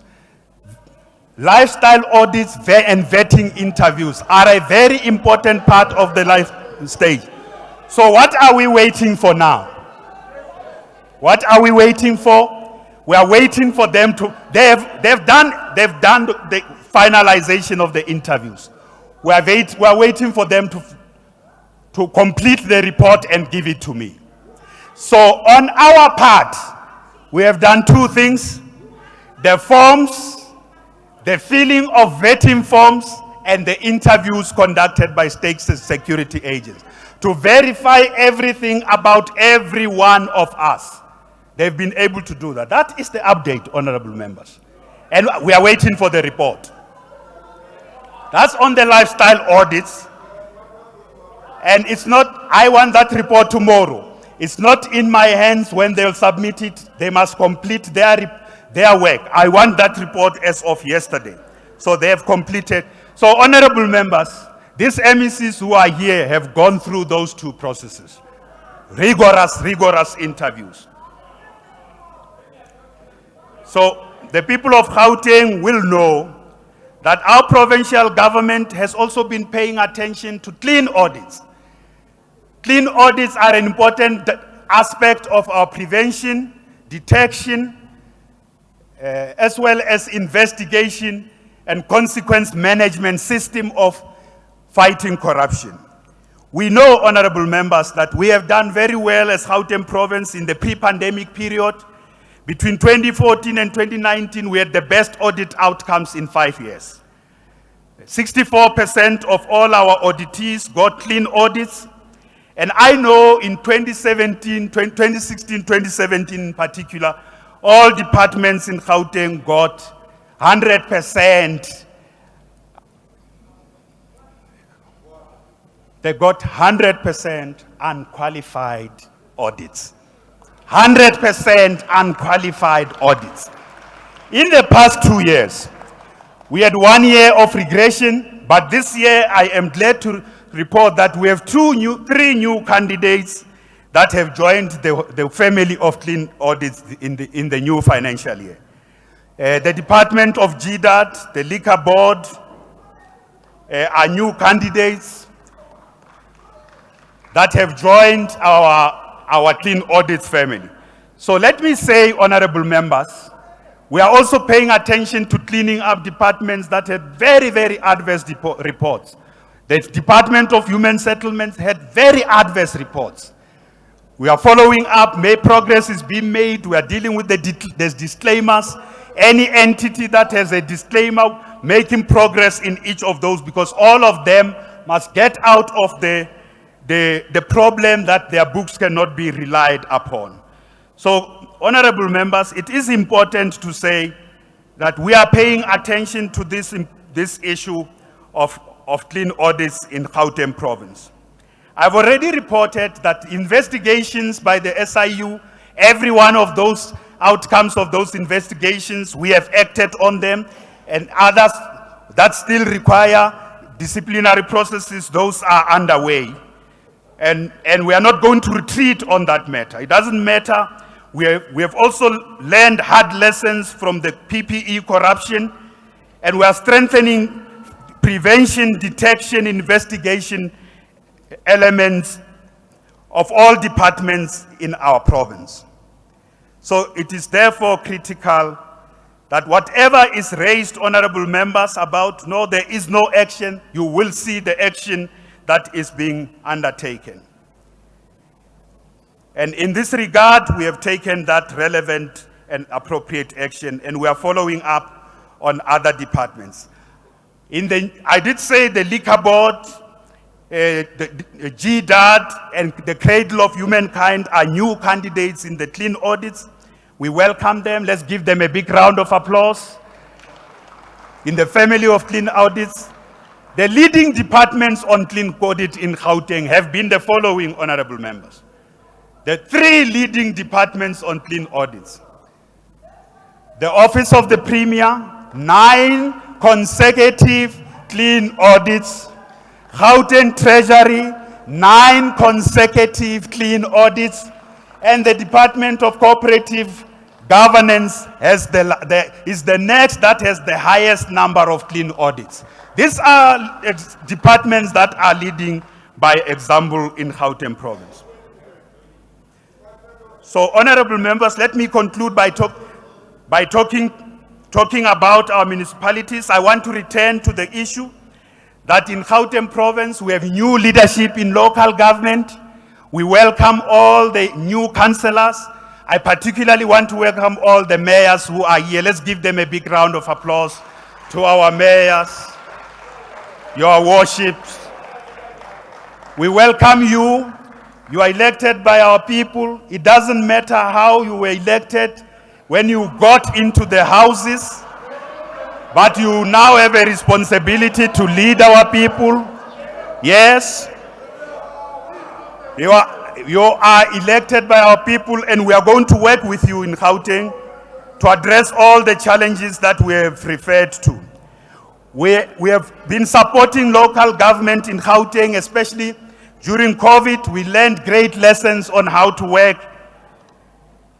through the command councils and the district development command councils. We have worked together with local government very well.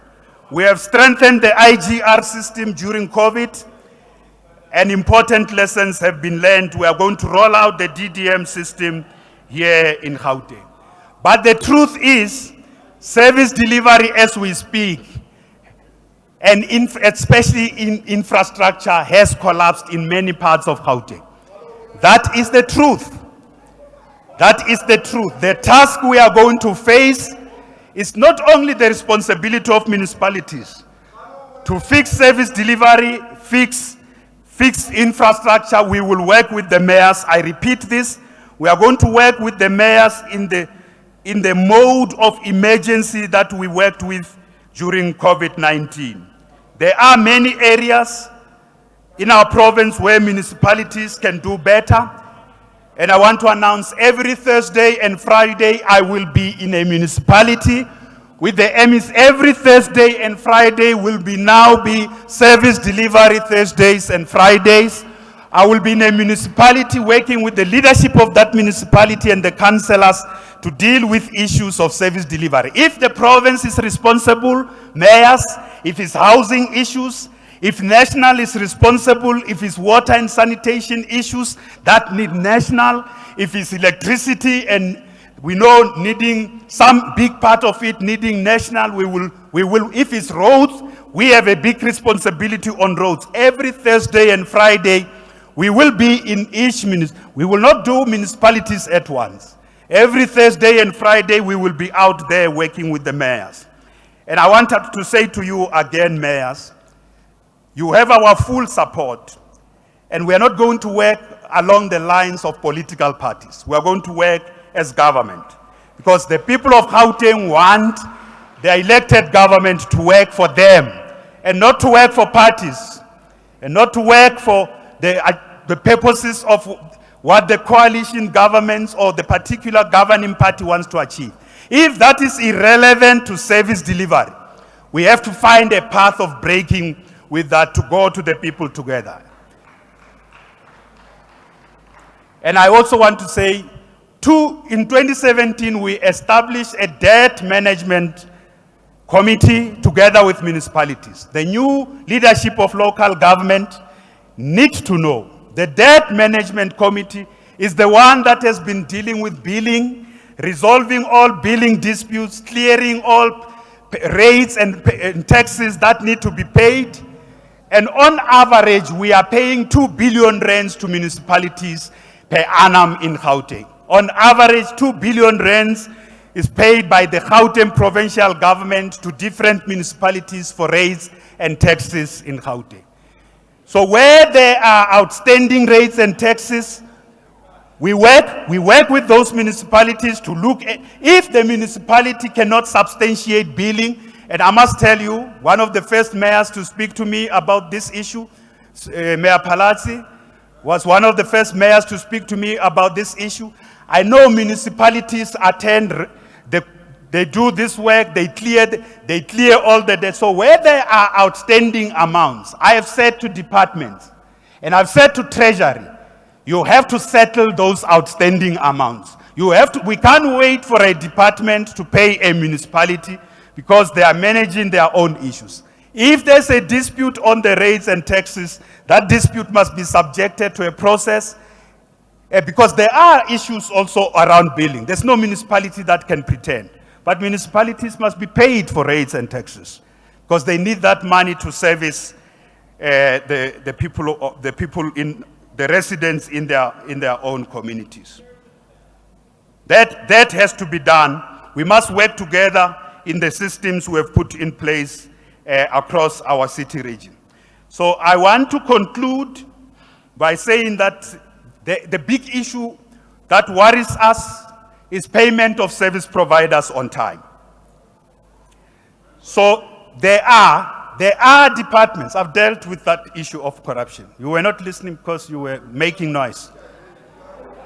Non-payment of service providers. I want to report today that there are departments that are 100% compliance with paying service providers in 30 days. In the past year, the latest report, the following departments are, especially the third quarter report, as of the end of December 2021, the Office of the Premier, the Public Roads and Transport, Agriculture, Economic Development, Treasury, COCTA, Human Settlements, and e-government have been able to meet the 100% compliance with 30-day payments. Education, sports, arts, culture, and recreation, and community safety, they are between 95% and 99% in meeting their commitments. Education, sports, arts, and culture. Now, I want to report to this House. There are 3 departments. Firstly, it's 2 departments, but they are joined by the third now. So health is a big problem with the non-payment of service providers. I'll explain what we are going to do. DID is also a big problem with the non-payment of service providers. Social development has now joined them, MEC. So I have a team Myself and the MEC for Treasury are one of the big things with health. It's really the big problem that the health has only comprised 33% with the payment of service providers. So we have a team that is clearing these outstanding payments of service providers, team made up of Treasury and the Office of the Premier. And this team is also going to be meeting with every service provider who's owed by any of the department of Gauteng. Any service provider. I will be there myself. I will be there.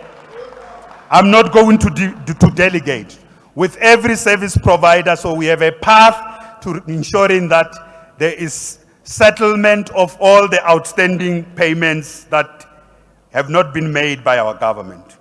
So I would like to conclude, honorable members, by going back. I want to conclude by going back to saying that we will rebuild our province brick by brick. It is difficult times that we are facing, but we will consciously and collectively confront all the challenges that we are facing. I want to reassure the people of our province that we are aware that some of the social and democratic gains made in the period 1994 and 2019 have been severely reversed in the last 2.5 years. That includes the erosion of quality of life amongst people. That includes the increasing levels of corruption, blatant, and we are glad that the state capture report is getting finalized and the last set is coming out. In this province, as I say to you, the report that the Gauteng Ethics Advisory Council is going to release with me will demonstrate to you in each case, in each area, what consequence management has been done or is being done. Corruption and the erosion of social living standards of our people are a big problem. So we want to build a province based on rule of law. We want to build a province where social and economic justice is underpinning that rule of law. So rule of law, we are a constitutional democracy based on rule of law, but the nature of our constitutional democracy is that it's also based on social and economic justice. You can't separate those. Rule of law and social and economic justice is what characterizes the nature of our constitution. Transformative constitutionalism is what characterizes the nature of our constitutional democracy. So don't separate the two. We wish to reassure the people of our province. We have now reordered our priorities. The number one priority is economy and jobs. Service delivery is a critical area of focus. Confronting corruption in all its manifestations, dealing with crime, and building a capable state, and going in every area in our province to fix the infrastructure and service delivery backlogs is what we are going to do. I reiterate that we can only move forward together by ensuring that no one is left behind, as our president says. I want to thank the people of Gauteng for the trust and responsibility bestowed on us in the past 8 years. Let me say that we are not perfect. I am not perfect. But one thing must be clear. We are honest and sincere and committed to serve the people of Gauteng with utmost integrity. To serve our people with utmost integrity.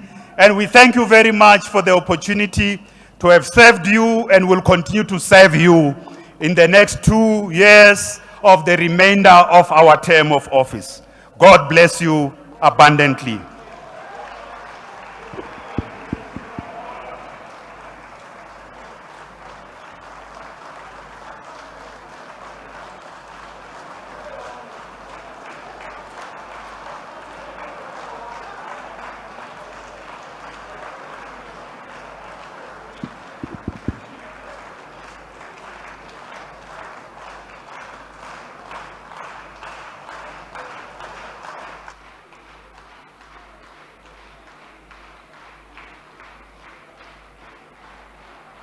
Thank you, thank you.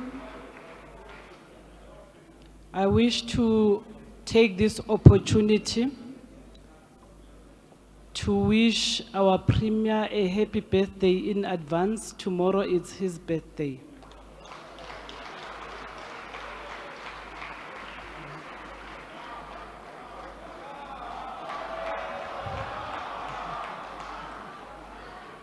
While today, one of our own from the Gauteng legislature, Mr. Ralph Chilwane, was his birthday. Happy to you, sir.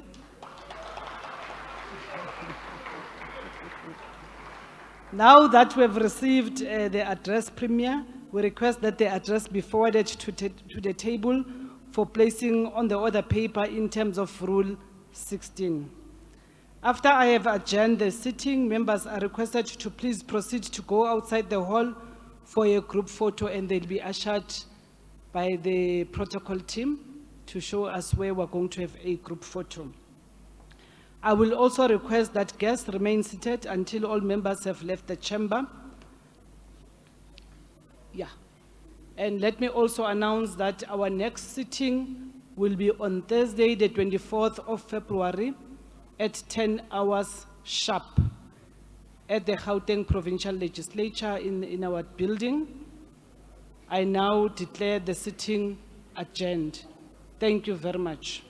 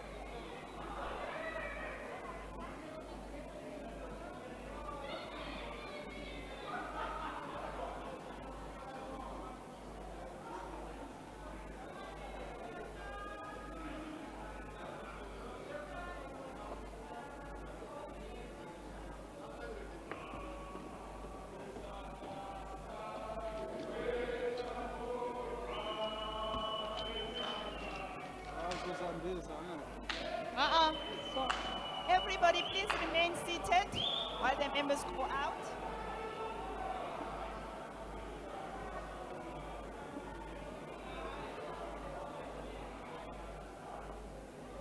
Akuphi la abantu abasebenza e-Speaker's office? Hey, hayi manje ngikhulumela i-tablet yalo. Vala i-mic. Vala i-mic.